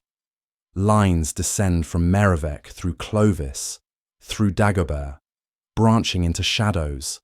The Templar archivists preserved it not for politics, but for pattern. In every generation, the legend of a sanctified lineage returns. It is as if humanity cannot bear the thought that divinity vanished after the flood. We seek to keep it alive through bloodlines, through relics, through whispered succession. The knight studies the parchment by the dim light of dusk and wonders whether the sacred is ever truly hereditary, or whether belief itself keeps the line breathing. The last Merovingian kings, records say, were stripped of power by their stewards, the Carolingians, a betrayal disguised as renewal. Dagobert II, exiled, was said to have fled south, protected by a hidden order whose descendants would one day call themselves Milites Christi, soldiers of Christ. Some whisper that from those protectors the Templar order was born, inheriting not the blood, but the duty to guard what the blood once signified. The knight feels that duty heavy within him, as if the heartbeat of lost kings echoes in his chest. Night falls fully now. Fireflies rise over the meadows, each a flicker of gold suspended in darkness. They remind him of the bees again, those servants of order whose hives mirror the structure of heaven. He recalls the Merovingian coins stamped with bees instead of crosses, and wonders if the symbol survives still in the wax seals of his own brotherhood. The bees hum softly around him, a sound like chanting. To the ancients, they were messengers between worlds, gathering nectar from the living, delivering essence to the unseen. He realizes that faith and blood serve the same purpose, to carry memory through the fragile corridors of mortality. He makes camp near the ruins, lighting a small fire sheltered by the old walls. The stones radiate faint warmth, as if remembering centuries of feasts, coronations, and betrayals. In the glow, he imagines the long-haired kings seated around tables of oak, their swords resting beside goblets carved with serpents and lilies. They spoke in Latin and in tongues older still, invoking a covenant that stretched back to the dawn. When their kingdoms fell, that covenant did not die. It shifted into secrecy, carried by the initiates who claimed descent in spirit, if not in name. The knight senses he is part of that same migration, another steward of memory wandering through the ruins of the world. The fire crackles. Sparks rise, bright as the eyes of the bees now sleeping in their hives. He thinks of hair again, the forbidden act of cutting, the superstition of length as power. It mirrors the biblical Nazarites, Samson among them, whose strength dwelt in unshorn locks. Perhaps the symbol of hair is simply continuity, the refusal to be severed from origin. The Templars, too, kept a kind of unbroken vow, chastity of spirit, not of lineage. Where others guarded blood, they guarded knowledge. Two orders born of the same need to remember, each preserving a fragment of the divine descent. The wind changes, carrying the scent of rain from the west. He looks skyward and sees clouds lit from within by distant lightning. For a moment, the entire valley glows silver, and he glimpses the outline of the fortress walls, vast, ghostly, intact. In that flash, he sees time collapse, the courts of Clovis alive again, the banners of gold bees fluttering in a storm. Then darkness returns, and the illusion fades, leaving only his small fire mirrored in a puddle of rain. He whispers a prayer not to kings, but to the idea they served. The belief that leadership could be sacred if it remembered its origin in humility. He knows history will mock such faith, reducing it to ambition and myth. But under the night sky, with the earth breathing and the rain soft on his armour, the notion feels true. Perhaps divinity never left mankind. It simply retreated into conscience, into the rhythm of blood that beats with memory. The rain begins gently, each drop hissing as it meets the fire. Steam rises in curling threads, smelling faintly of iron. The night watches until only embers remain, glowing like eyes in the dark. Beyond the ruin, a river murmurs, its current glints with flashes of lightning, turning briefly into liquid gold.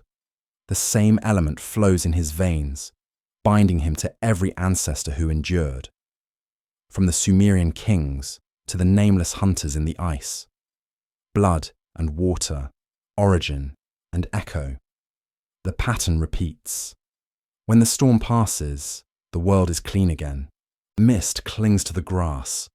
The bees return, gliding low above the damp blossoms. The knight mounts his horse, the air cool on his face. Behind him, the ruins fade into fog, but he carries their rhythm onward. Ahead lies another mystery, one that will bring the lineages together.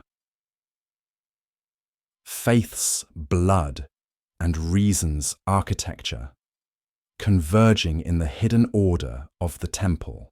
He presses a hand over his heart, feeling the slow, steady beat.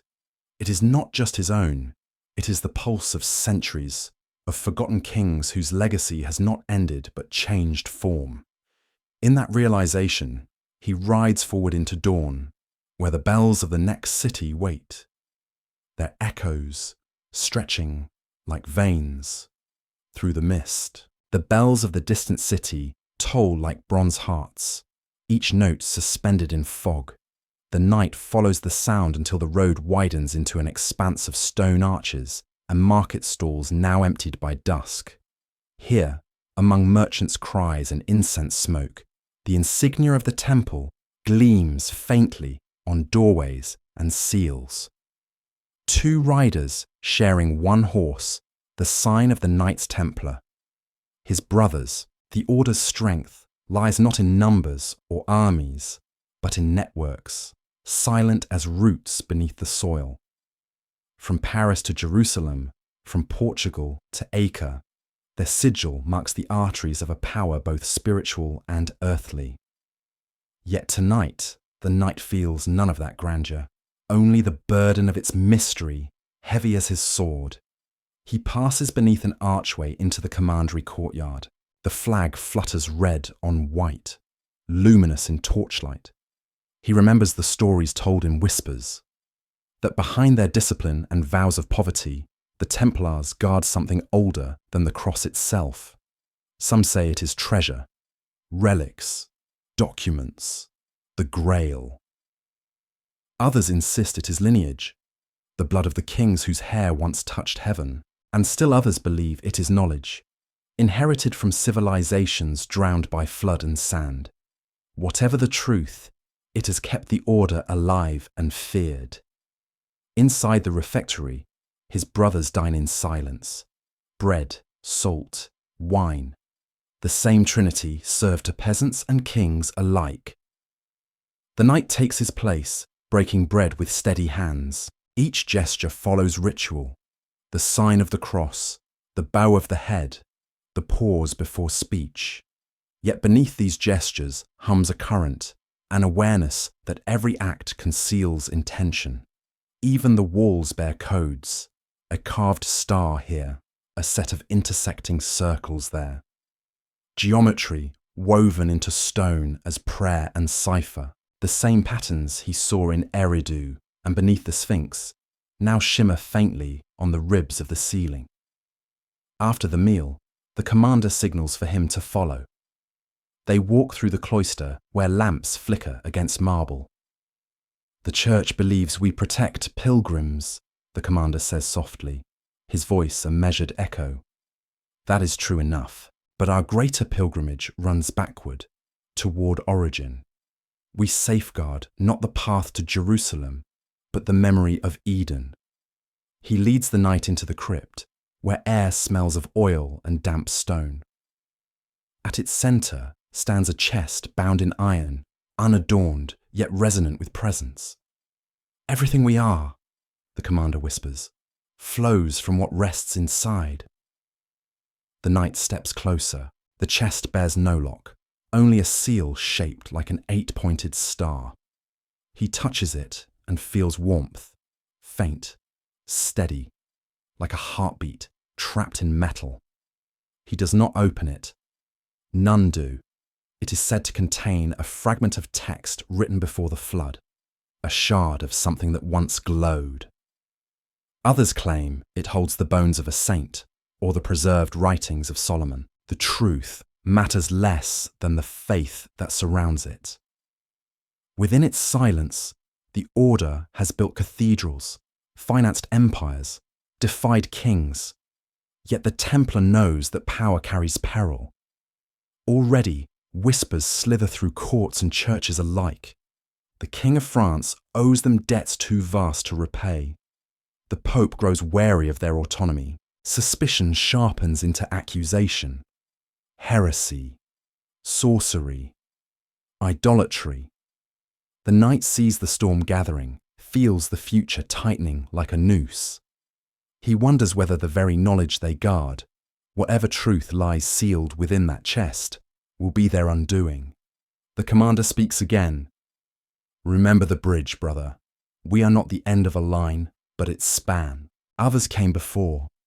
The kings of Sumer, the builders of the pyramids, the keepers of blood. We are the hinge between ages. His eyes gleam with firelight.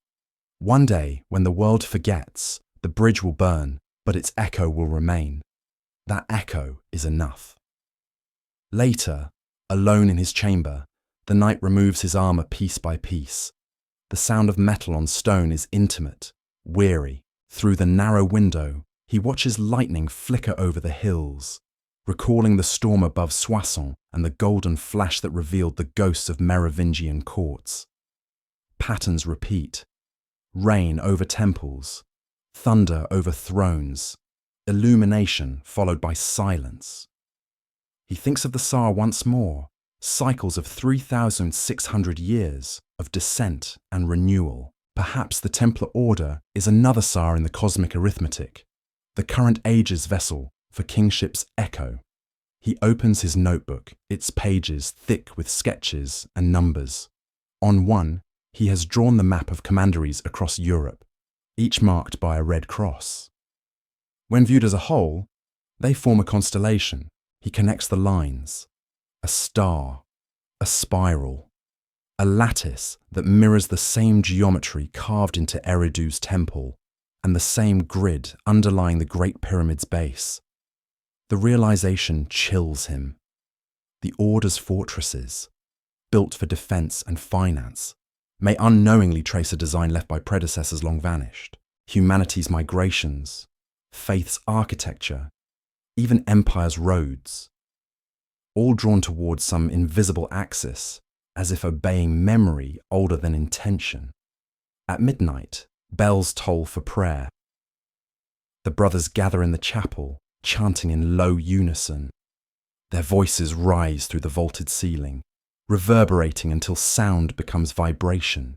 The knight closes his eyes, and the hum becomes the resonance of the pyramid, the echo of rain on the Sphinx, the whisper of the Tsar. It is one sound, the same across ages, the frequency of remembrance. When the chants fade, torches dim. A few remain kneeling in silence. The knight lingers, tracing a cross on the cold floor. He feels beneath the stone a tremor, a warmth like pulse. The architecture itself seems alive, vibrating faintly as though the earth remembers every hymn sung within. He recalls how, in the Great Pyramid, a single note had awakened the stone. Here, the chant does the same. The builders of cathedrals must have known. Sound as offering, harmony as invocation. Perhaps their ancestors were not masons, but musicians of matter. Outside, rain begins, tapping on the roof like soft fingers. The knight steps into the courtyard and tilts his face to the sky. The drops taste of iron and salt, as if drawn from both sea and blood. He remembers the commander's words, the bridge between ages, and wonders what will cross it next. He knows history will not spare them. Already rumors coil like serpents, but perhaps destruction is part of the pattern. Every flood cleanses. Every fall renews. He walks to the edge of the courtyard, where a stone well stands open to the rain. Looking into its dark mirror, he sees his reflection ripple, armor, cross, eyes weary yet unyielding. For a moment another face overlays his, the bearded visage of a Sumerian king, eyes lined with cuneiform light. Then the image breaks, replaced by his own once more. He does not recoil. He bows. The lineage has always been reflection, one face becoming another, knowledge reborn in devotion. Lightning flashes, illuminating the city walls. In the distance, thunder rolls like the deep bell of Eridu. The knight breathes deeply, inhaling the scent of wet stone and history. The world around him feels suspended between storm and stillness, faith and doubt, life and legend. He knows that soon betrayal will come, the fires of accusation, the breaking of the bridge. Yet tonight, beneath the rain, the pattern still holds. The memory endures, carried in the blood of kings, the geometry of temples, the vow of silence and the hum of stone. He raises his eyes toward the sky, where clouds split to reveal a single bright star. It glints like a seal upon heaven's chest, marking the covenant unbroken. The night whispers a vow that even if the order falls, its rhythm will persist. In the whispers of builders, the prayers of wanderers, the secret harmonies of those who measure both heaven and earth. The rain thickens, the torches flicker out, and the courtyard becomes a mirror of water. In its reflection, for one breath, the star seems to rest upon his brow. Then the clouds close, and the world returns to silence. The bridge remains unseen, but its span endures, carrying memory across the abyss of time. Morning light creeps across the plains, like a golden tide. The storm has passed, and the air smells of wet iron and rosemary. The knight stands before the ruins of another city, one not born of medieval stone, but of clay baked by sun and memory. What was once the marshland cradle of civilization now lies quiet, broken into mounds and shards that crumble beneath his boots. The locals call them tells. To archaeologists, yet unborn, they will be Eridu, Bad-Tabira, Larak, and Sipar, the lost metropolises of the Sumerian king list, each a syllable in the first song of mankind. He walks slowly, his cloak brushing against reeds that sway like whispers of forgotten citizens.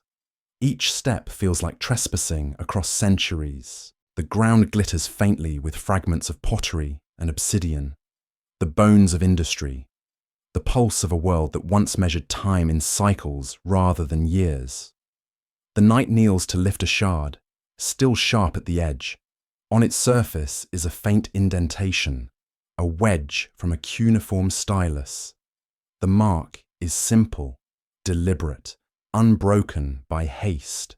He recognizes the pattern, though he cannot read it. A list, a name. Perhaps the rhythm of kingship descending once again through numbers.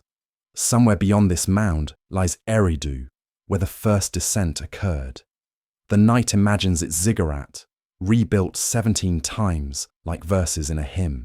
From there, the line moves to Bad-Tabira, city of metalworkers and divine artisans, where myths say gods taught mankind how to smelt and shape bronze.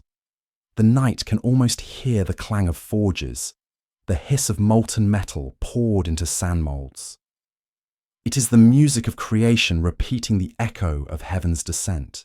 Larak follows, the city of Enmen-Gal-Ana, where the horizon itself was said to be studied as scripture.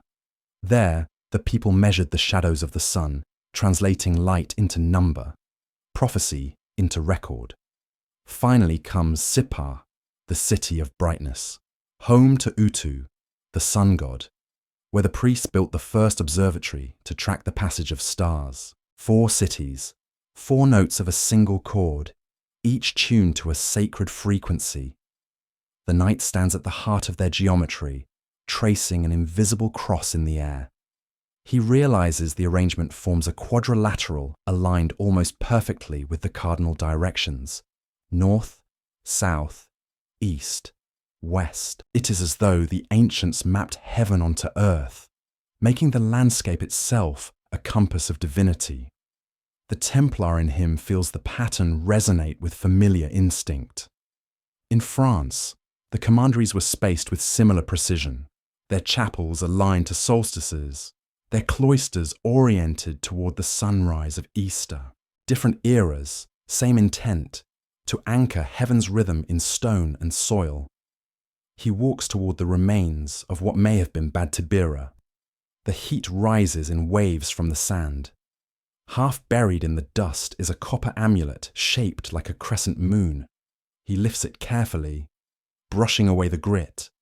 Its craftsmanship is delicate, too advanced, he thinks, for its supposed age. The metal catches the sunlight, flaring with a dull red gleam.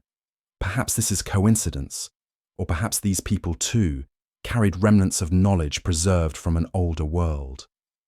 He tucks it into his cloak, not as relic, but as reminder. The same alloy glints in the seals of his own order. The air hums with flies and wind. The knight pauses near a depression in the ground where water once pooled. His horse lowers its head to drink from a puddle left by last night's rain.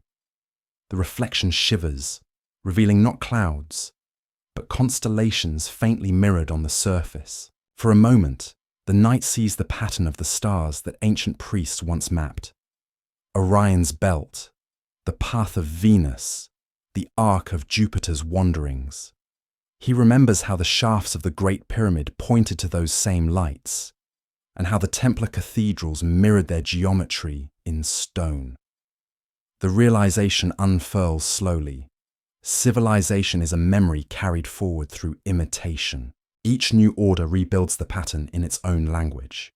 He moves on, letting the wind fill the silence. The sand underfoot shifts easily, whispering like parchment. At the edge of the ruins he finds a weathered stele, half buried. Its carving is faint but visible. A figure wearing a horned crown, one hand raised, the other holding a rod and ring. Symbols of measurement, of kingship. The knight's breath catches. He recognizes the gesture.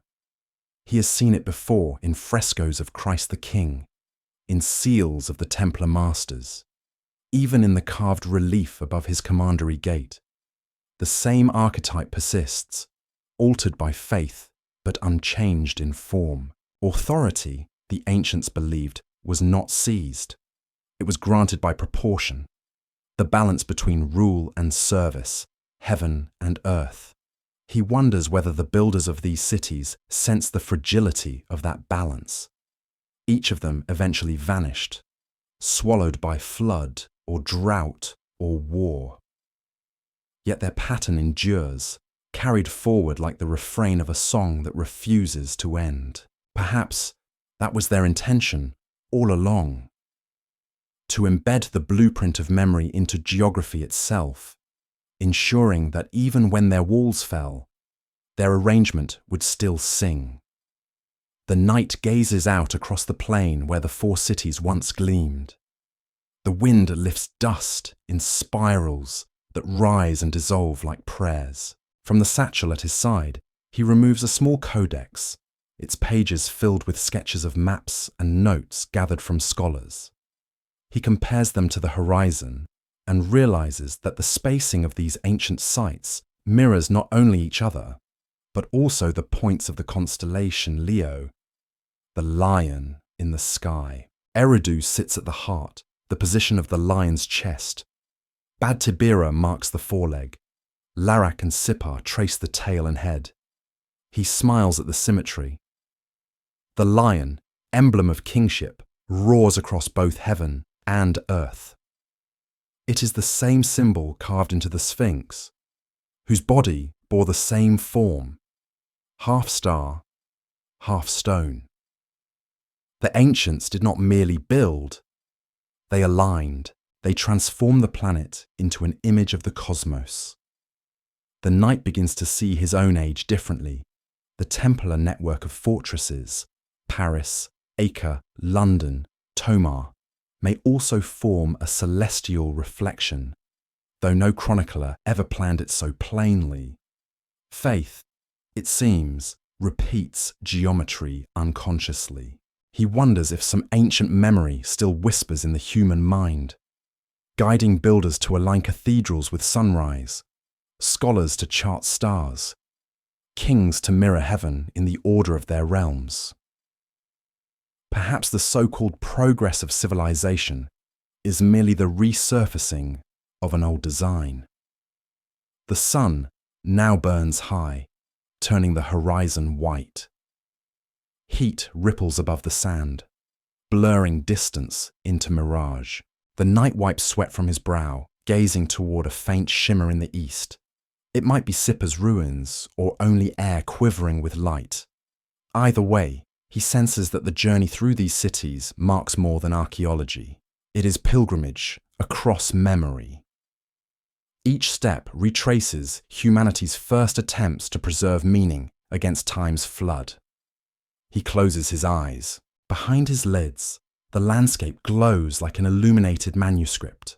4 cities, 4 kings, 4 lights set in motion. The refrain returns. When kingship descended from heaven, kingship was in Eridu. And then, as if in answer, another whisper overlays it. When remembrance descended, it was in the temple. The 2 phrases fuse, bridging epochs. The knight opens his eyes again, heart steady, understanding at last that the bridge he serves is not metaphor, but geography itself, a web of sacred proportions stretching from the marshes of Sumer to the chapels of Christendom. He mounts his horse and turns west, the sun now behind him, casting his shadow long across the sand. The wind has quieted. The world listens. Behind him, the ruins shimmer and fade, returning to dust. Yet within that dust lie coordinates, the same sacred measure that binds heaven to earth, number to name, faith to fact. The night rides on, following the invisible thread that links these lost cities to the stones of cathedrals yet to come. As the evening draws near, the first star appears, faint and patient above the plain, perhaps the same star that watched over Eridu's founding and will one day gleam through the stained glass of a Templar chapel. The pattern holds unbroken, awaiting the next verse in the long hymn of kingship and remembrance. The wind shifts as dusk settles over the desert plain, carrying with it a faint scent of salt and sage. The knight rides west, his path following the curve of an invisible river that long ago dried into memory. The horizon glows red, the colour of embers fading. Ahead, the dunes level into open ground, and he feels the world expand, as if he has crossed the border not just between lands, but between mythologies. Somewhere beyond this horizon, the stories of Sumer dissolve into the tales of Greece, the next mirror of heaven cast upon earth. He halts on a ridge, gazing toward the ruins of columns rising from sand like ribs of a colossal being. Their marble gleams pale under the dying sun, streaked with shadows from the fluted grooves. Time has shattered the roofs and floors, but even in ruin, the geometry breathes. Each column aligns with the stars. Each proportion follows ratios whispered by builders who knew the sky as scripture. He dismounts and walks between them, feeling the faint vibration of history beneath his feet, the hum of continuity, the same rhythm that once pulsed through the temples of Eridu and the courts of kingship long before the flood. The Greeks gave names to forces the Sumerians revered, but never personified: chaos, Gaia, Uranus, Cronus, Zeus. Not gods as rulers, but symbols of balance and fracture, the interplay between order and change. The knight moves deeper into the ruin, where fallen lintels lie like broken psalms. He recalls the myths he studied as a boy, the genealogies of gods, that echo the patterns of human dynasties. Heaven overthrown by its children, the cycle of descent and renewal, the reign of time devouring its own, all reflections of a truth older than language. A fragment of mosaic remains intact on the floor, its tiles arranged in spirals of blue and gold. The design draws him downward, hypnotic in its precision. It is the same spiral he traced in Eridu's buried temple, the same motif that recurred in the Templar seals and cathedrals. Here, it winds toward a central eye, the pupil made of obsidian. He crouches to touch it and feels warmth, as though the stone still holds the sun. The symbol unites opposites, motion and stillness, sky and earth, mortal and divine. It is the eternal descent, the spiral through which kingship once fell and through which wisdom still returns. A voice seems to rise with the wind, a murmur that might be memory or myth. In the beginning was chaos, it whispers, and from chaos came Gaia, who bore Uranus, who in turn was overthrown by Cronus, whose child Zeus cast him down. The pattern repeats, generation after generation, like the Tsar of the Sumerians. The measure of 3,600 years turned into narrative. The Knight sees it now. Every mythology is a clock, every divine rebellion a mark upon the dial. The Greeks spoke of ages of gold, silver, bronze, and iron, descending from harmony to conflict. The Sumerians spoke of reigns stretching tens of thousands of years before the flood. The Templars speak of ages of faith, waxing and waning. Each is a language for the same pulse: creation, fall, renewal, return.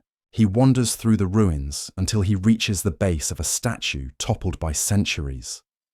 The face is gone, but the torso remains, its marble ribs gleaming with rainwater pooled in grooves. He sees in it both human frailty and divine memory. The statue's hand still points upward, toward the sky, where twilight deepens to indigo.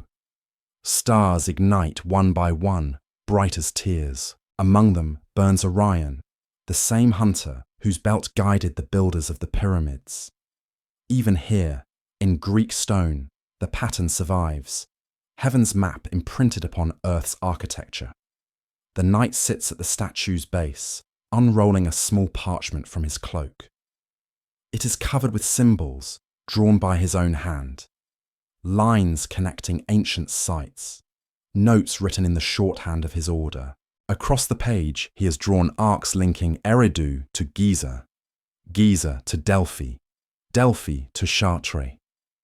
The curve forms a circle enclosing the Mediterranean, as if all sacred places were arranged around a single invisible axis.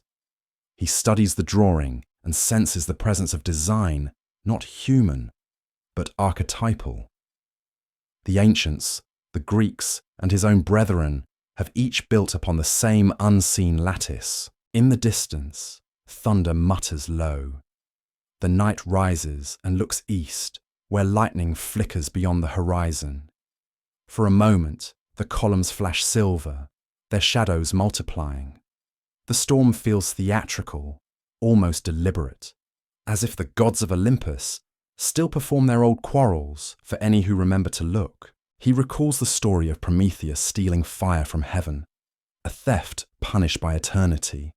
Yet to him, the myth is no sin but symmetry, knowledge descending once again, flame as metaphor for kingship's light falling into mortal hands. Prometheus, Enki, Lucifer, even the architects of the Templar cathedrals, all participants in the same transgression of compassion, the urge to bring heaven's order to earth despite the cost.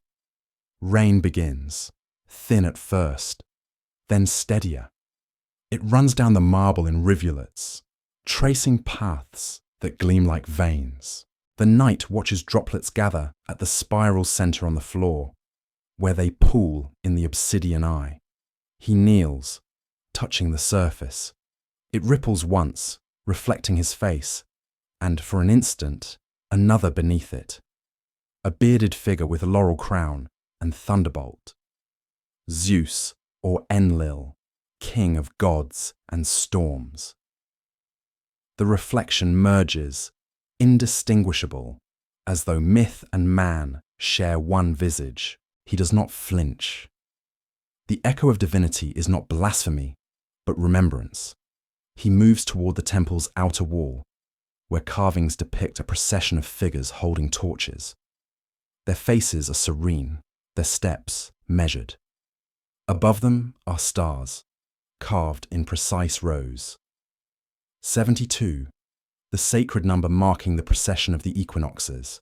The knight traces the line of their movement and feels the meaning unfold. Time as procession, eternity as slow dance. The ancients encoded astronomy into worship, knowing that heaven's motion mirrored the soul's pilgrimage. His own order continued that legacy through architecture, turning cycles into arches, music into measurement. Every chant at matins, Every bell at prime was timed to echo celestial rhythm. The bridge between myth and faith is not doctrine, but timing. The rain deepens. The night takes refuge beneath an archway still intact. The scent of ozone mixes with the damp stone, creating something sharp and clean. He thinks of how myths cross borders as easily as clouds. Sumerian floods become Greek deluges. Gilgamesh's quest for immortality becomes Heracles' labours. Enki's wisdom becomes Athena's craft. The names change, but the current remains. Humanity, restless in its remembering, carries the same torch from age to age. Perhaps the Templars, too, are only another form of myth. Their discipline, a rephrasing of Olympus's order. Warriors serving not kings, but ideals, guarding flame against darkness. Lightning splits the sky, striking a distant hill where once stood Delphi, the navel of the world. The sound reaches him a breath later, rolling through the columns like divine laughter. He imagines the Pythia's voice, the oracle speaking in riddles that sound like prophecy but are really echoes of old truths. "Know thyself," she whispered, but beneath that command lay an older one. "Remember." For to know oneself is to recall the descent, the flood, the divine spark carried through each generation. As the storm begins to fade, the night steps back into the open. The air cools, rain easing into mist. The stars return, brilliant and new, as though washed clean. He feels a quiet reverence, the kind that comes not from faith in a single god, but from awe at the continuity of thought. From Sumer's scribes to Greece's philosophers, from temples to cathedrals. Every myth, every formula, every chord of architecture is an attempt to name the same pulse. The dialogue between heaven and earth. He mounts his horse once more. The marble glimmers wet behind him, the spiral mosaic now reflecting starlight. As he rides away, the ruins blur in the fog, becoming shadows that breathe. The rain has filled the spiral's eye until it gleams like a mirror to the sky. Within it, the constellations shimmer, and for a fleeting instant, the universe seems to gaze back at itself. The knight rides on beneath that gaze, carrying the bridge between myths in his heart, the pulse of an unbroken lineage moving quietly beneath the hooves of his horse. The night has thinned into a pale grey dawn, the air heavy with mist rising from the Nile Delta. The knight's horse moves carefully along a ridge that overlooks the plateau of Giza once more. The Sphinx, half veiled by fog, seems to drift between worlds, its lion's body submerged in shadow, its face streaked with the faint sheen of dew. The horizon glows amber beyond, a promise of light that will soon wash away every ghost, though never entirely erase them. The knight dismounts, his boots sinking into damp sand, and approaches the guardian that has watched both flood and empire. Time has changed the Sphinx since he last saw it. The wind has gnawed its flanks deeper, the nose long lost to history, yet its silence endures with the patience of eternity. He circles slowly, hand brushing over cold stone slick with condensation. The vertical channels of erosion gleam with moisture, lines of ancient rain remembered in mineral script. He kneels and touches one groove, tracing the direction downward. Water once flowed here like tears. The monument seems to weep for the memory of the sea, for an age when the sky still offered its own descent. Behind the Sphinx, the Great Pyramid looms like a mountain of geometry, and between them lies the hollow ground that modern tongues will one day name the Hall of Records. Legends say scrolls are buried there, inscribed with the wisdom of Atlantis, or the First Kingdom before the flood. The knight does not know that name, yet he feels its truth vibrating beneath his feet. The air tastes faintly metallic, and in the stillness, he can almost hear something beneath the earth. An echo, not sound, but pulse, as if the ground itself keeps a heartbeat. He remembers his commander's words. We are the bridge between ages. The phrase returns now, clearer than before. Perhaps what they guard is not a relic or bloodline, but the memory of proportion, the art of resonance that links stone, star, and soul. The Sphinx, the pyramid, and the very ground under him seem to hum in a chord too low for hearing. He closes his eyes, letting his breath match the rhythm. The vibration travels through his bones. It is the same hum he felt beneath the Templar crypt, the same that sang from the Tsar in the prism's arithmetic. Every sight, every artifact, is a note in one great harmony. He opens his eyes to the slow light of sunrise. The fog dissolves in bands, revealing the lion's face bathed in gold. The night studies its eyes, once painted black with mineral coal, now hollow, yet alive. There is intelligence in that gaze, calm, infinite, without judgment. He wonders if the sculptors knew they were giving shape to the eternal watcher, the memory that neither flood nor empire could erase. Perhaps the Sphinx was never a riddle to be solved, but a silence to be understood. A gust of wind rises, and with it comes the smell of ozone. The knight turns toward the plateau. Workers, peasants, he assumes, move among scattered stones. Their voices carry faintly, chanting in a rhythm older than the language itself. They haul blocks and sandbags, clearing debris from a trench near the monument's forepaws. He watches as one of them pauses, pointing toward a shadowed recess at the base. It is small, almost nothing, but the darkness there feels deliberate, shaped. The knight descends, curiosity steadying his steps. The foreman greets him nervously, bowing low before returning to his work. The knight peers into the hollow, where a narrow fissure yawns. He lowers his torch.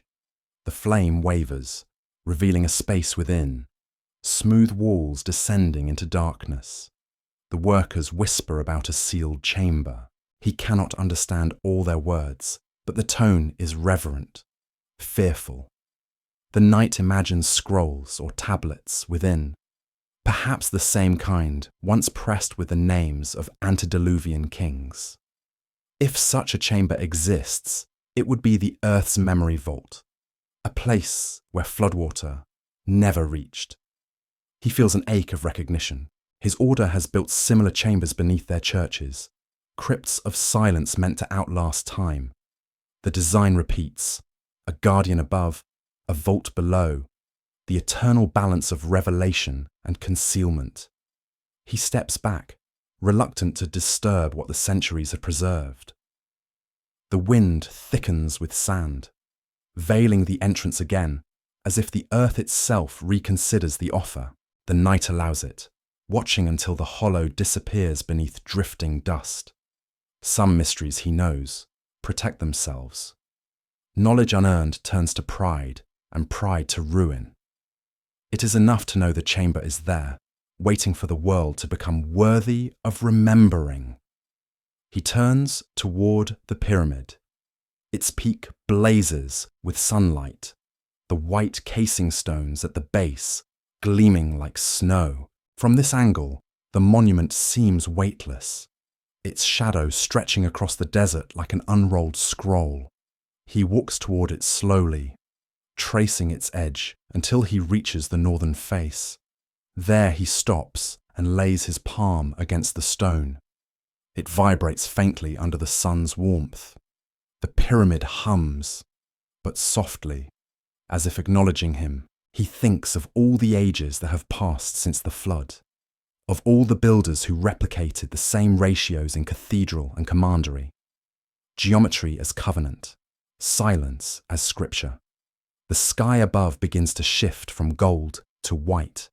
The heat sharpens, carrying the scent of limestone and dust. The knight squints upward and glimpses a falcon gliding between the pyramid and the Sphinx, its wings catching light. The image sears into him, a single creature moving through the space between heaven and earth, messenger of proportion, living bridge. In Egyptian lore, it is Horus, son of Osiris, the resurrected principle of kingship. The symbol is unmistakable. The eye in the sky, the watcher reborn. The knight feels awe, but no surprise. The pattern, once again, continues unbroken. He sits at the pyramid's base, removing his gauntlets. His hands are raw, the skin etched with fine lines of dust and sweat. He wipes them on his cloak and closes his eyes. The hum beneath him merges with his heartbeat. He imagines the world not as a chain of eras, but as a single breath. Inhale, exhale, descent, ascent.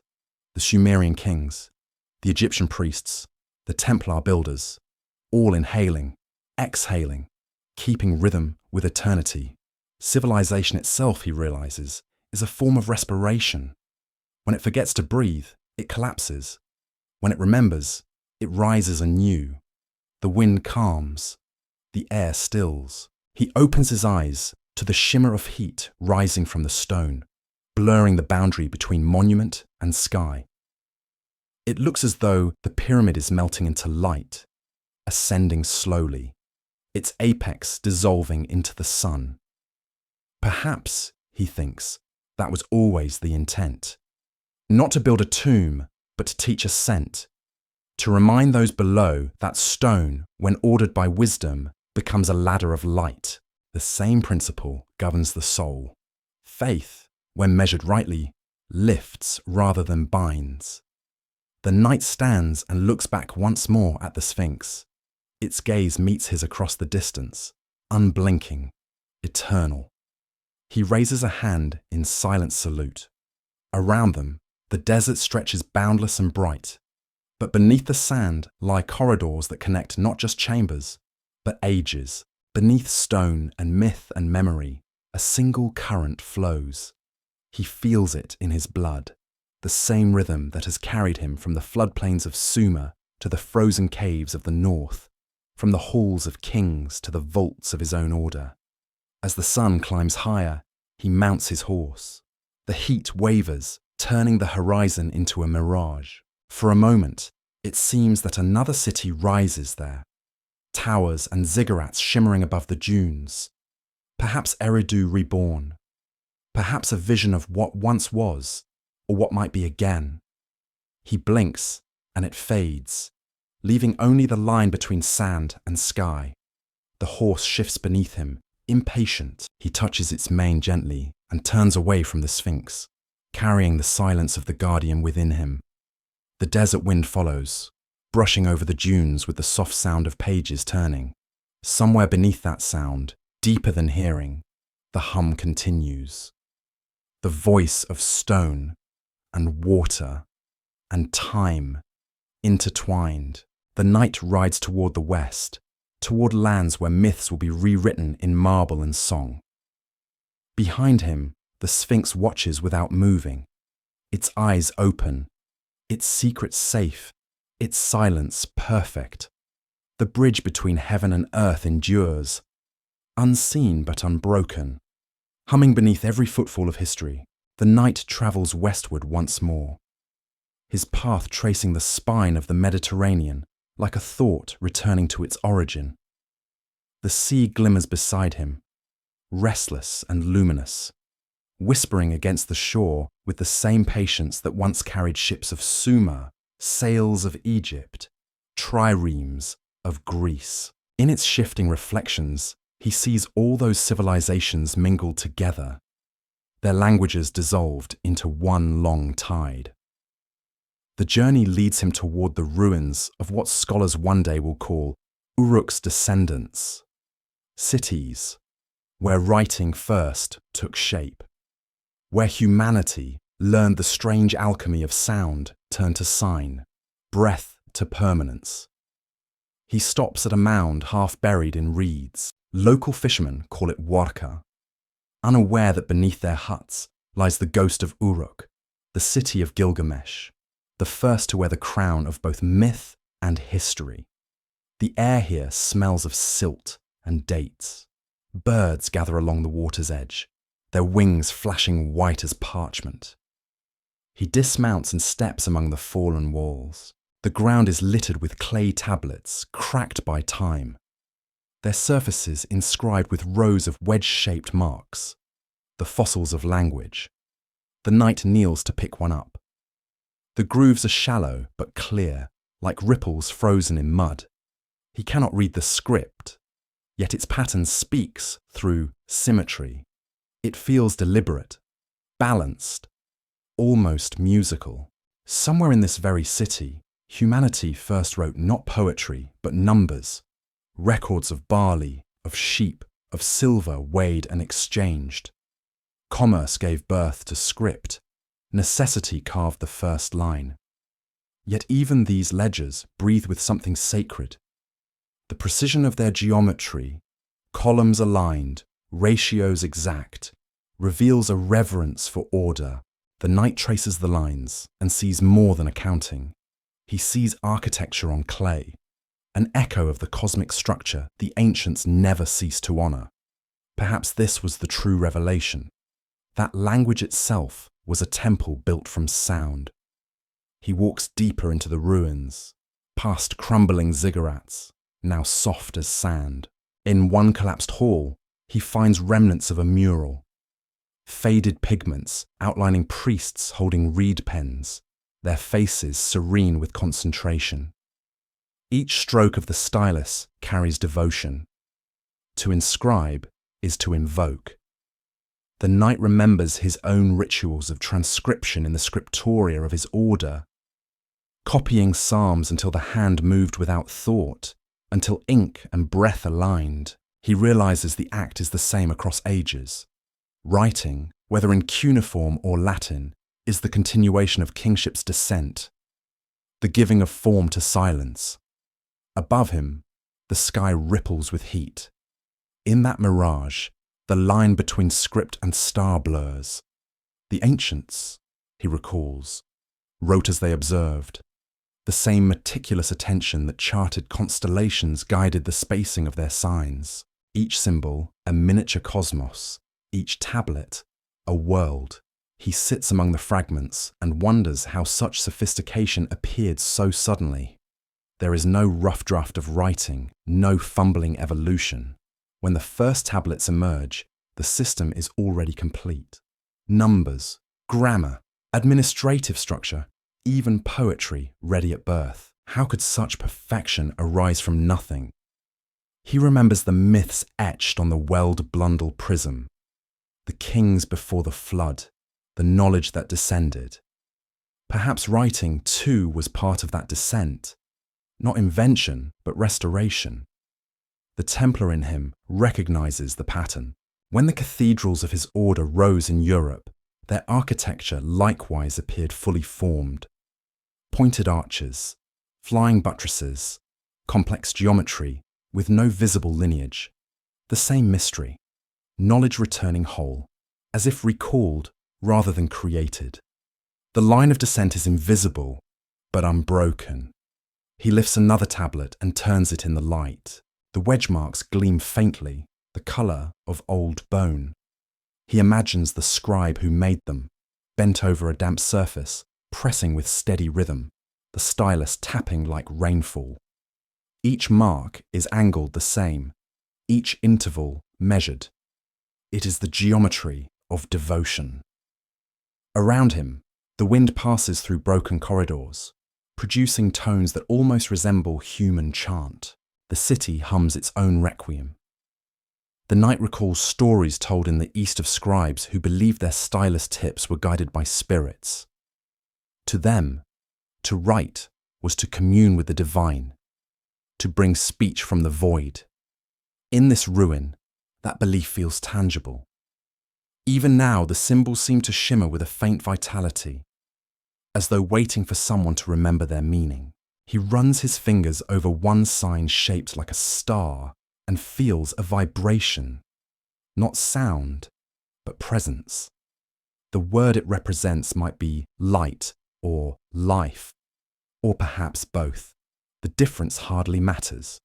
All writing begins with illumination. He walks until he reaches what must have been the temple's inner court. A single column remains upright, etched with the faint outline of a tree. Around its base lie fragments of more tablets, their edges fused by fire. The knight crouches, touching the charred clay. The heat of that ancient destruction still clings to it in spirit. Perhaps it was war, perhaps flood, perhaps the inevitable entropy of time. Yet, even shattered, the tablets endure. He realizes that permanence is not survival intact, but survival in fragments. Enough for the next hand to reconstruct the pattern. From his satchel, he removes a piece of parchment covered in diagrams from his travels. Spirals, stars, ratios. He lays it atop one of the broken tablets, aligning the edges. The geometry matches. The spacing of Sumerian script corresponds to the golden proportion used in cathedrals. The alignment is not coincidence, it is inheritance. Humanity, he thinks, has been tracing the same divine handwriting for 10,000 years. Every generation believes it writes anew. Yet every line is rehearsal for remembrance. The afternoon sun burns low. A mirage of heat turns the horizon into molten glass. The knight hears a sound like distant thunder, but realizes it is the wind moving through the hollow ziggurat. The resonance deepens, becoming almost a chant. He imagines the city alive again. Scribes, merchants, priests, all moving in synchrony, their tasks part of one great rhythm. The past breathes around him, not dead, but dormant. The temple's columns glow like tuning forks struck by light. He feels the vibration in his chest and senses that this, too, is writing. Sound etched into matter, invisible but eternal. He looks toward the west, where the sun descends behind dunes the colour of ash. Shadows lengthen, crossing the ruins like ink strokes on a page. He gathers one small tablet and tucks it into his cloak, not as relic, but as remembrance of purpose. Writing began here to record debt and tribute, yet beneath those ledgers hid the same desire that built cathedrals, the longing to mirror heaven's order on earth. As twilight deepens, the knight mounts his horse. The air cools, filled with the smell of dust and river reed. Behind him, the ruins shimmer, each tablet reflecting a sliver of fading light, like stars scattered across ground instead of sky. He rides slowly, the rhythm of hooves merging with the pulse of the earth. He thinks of how every age mistakes its rediscovery for creation. The Sumerians thought they invented language. The Greeks thought they invented reason. The Templars thought they reinvented holiness through discipline. But the truth, he now understands, is repetition. Knowledge descending in cycles, each time clothed in a new form but carrying the same breath. Civilization, like scripture, is rewritten endlessly upon the same clay. The stars emerge one by one, mirrored in the river that winds beyond the reeds. Their reflections tremble with the current, unreadable yet alive. The knight watches them and realizes that perhaps even the heavens are a form of writing. Cuneiform, written in light across the dark vault. An alphabet of stars spelling the same untranslatable word. He whispers a line of prayer. Fiat lux, let there be light. And the wind answers softly through the reeds, repeating it in a language older than words. As he rides onward into night, the last glow of Uruk fades behind him, leaving the faint hum of continuity.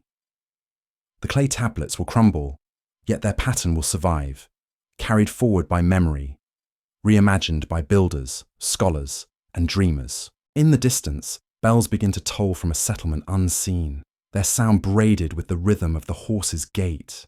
Each strike is a syllable, each echo a line of script written not on stone or parchment, but upon the air itself. The knight listens, understanding that the world is still writing, that the act of remembering is the oldest language of all. Night has lengthened into a velvet hush. The night's road winds through open fields where the air carries the scent of rain and stone, of earth newly breathing after centuries of silence. The torches of distant villages flicker like constellations fallen to the ground. His horse moves at a slow, patient gait, the rhythm of hooves softened by damp soil. Above him, the sky gleams deep indigo, scattered with stars too bright to name.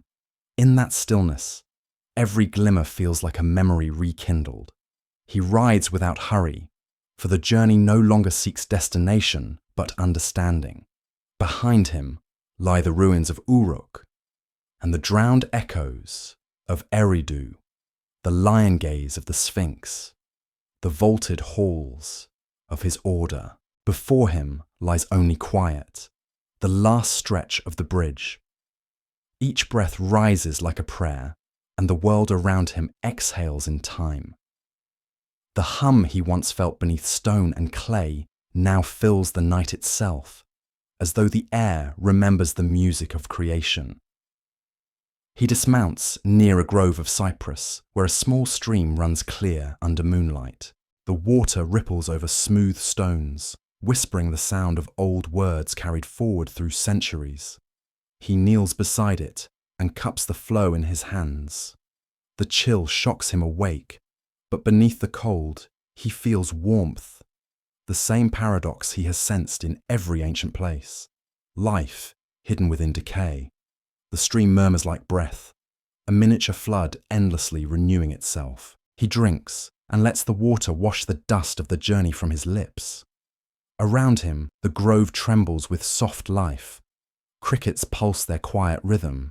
Frogs answer in the shallows, and the wind moves through the cypress with the same sigh that once passed through temple corridors. The night listens until sound and silence become one, until the night itself seems to speak. It tells him that the bridge is complete, not of stone or doctrine, but of awareness, the realization that all ages breathe the same rhythm. The kings who ruled before the flood, the priests who carved stars into pyramids, the monks who built cathedrals, they were never separate. They were the same song, played in different keys. He closes his eyes. Behind the darkness, images unfold like slow waves. The prism of clay glowing under museum light, the spiral mosaic in a Greek ruin, the bees on Merovingian coins, the falcon gliding between pyramid and sky, the long-haired kings, the frozen caves. Each returns, layering upon the next until they form a single living tapestry. Humanity's heartbeat rendered in stone, sound, and blood. The hum rises again, steady and vast, as if the earth itself remembers his steps. He spreads his cloak on the grass and lies back. The stars wheel above in quiet procession. For the first time, he feels no distance between them and the pulse within his chest. The constellations drift, but their motion is gentle, deliberate. They are not unreachable, only mirrored in flesh and thought. He realizes that the bridge he has crossed is not between eras or civilizations, but between knowing and peace. Understanding has no climax, only continuation. The universe does not reveal. It repeats softly until one finally listens. A memory surfaces, his commander's voice in the crypt. One day the bridge will burn, but its echo will remain. Hum. He understands now that the echo is what he carries. The Templar halls may fall, the archives may vanish, but the pattern cannot die. It resides in proportion, in rhythm, in the quiet courage of those who remember without needing proof. Each age rebuilds the bridge anew, stone by word, faith by measure. The flood cannot erase it because the flood is part of it. The descent necessary for renewal. The night deepens, and with it, a sense of surrender. The knight lets his thoughts drift like leaves on the stream. He recalls the people of the caves, sleeping in cycles through freezing winters. The survivors of the ancient bottleneck who carried humanity through silence. The Sumerian scribes pressing meaning into wet clay. The Templars chanting through dark chapels. All of them, he realizes, were keepers of the same flame, the will to preserve harmony against the storm. Each held vigil while the world slept, guarding not knowledge alone, but its rhythm. The moon climbs higher, a silver coin in the crown of night. Its light turns the stream into molten glass. The knight rises and steps into the shallows. The water curls around his boots, reflecting the sky in trembling fragments. He gazes down and sees his reflection scattered into 1,000 stars, as if his face were dissolving into the pattern itself. He removes his gauntlets, unfastens the clasp of his cloak, and lets the cool air touch his skin. The armor has carried him through war and pilgrimage, but now it feels unnecessary, a shell no longer needed. He sets it down beside the water, each piece ringing softly like a bell as it meets the stones. The sound fades into stillness. Only his breathing remains, deep and slow. The rhythm of it blends with the murmur of the stream until they are indistinguishable.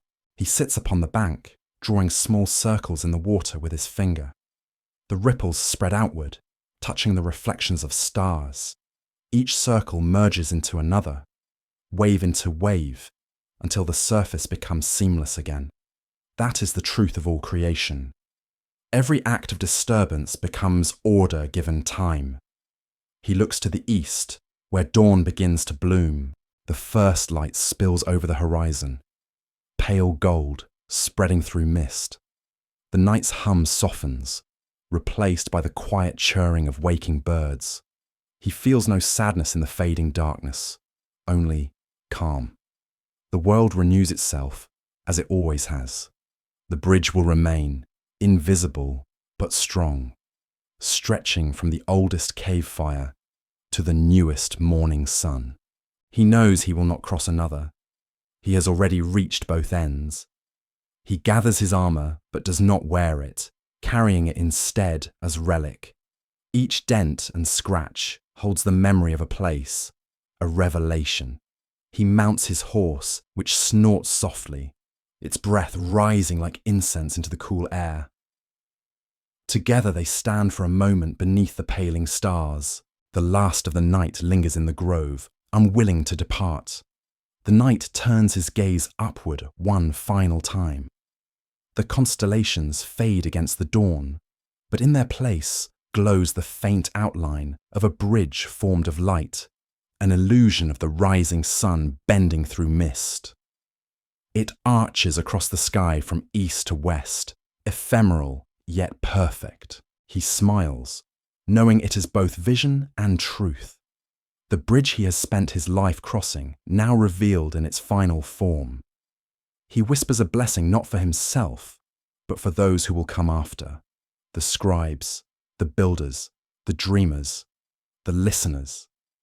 Guard the silence, he murmurs, for within it lies the music of creation. The wind carries his words gently, threading them into the air like smoke.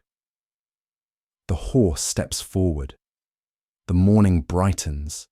Each hoofbeat sounds softer than the last, until even that rhythm fades into distance. The stream glitters, the cypress sway, and the world exhales. Somewhere far behind him, the bells of a distant monastery begin to toll, slow and solemn, as if marking not an ending, but a resting.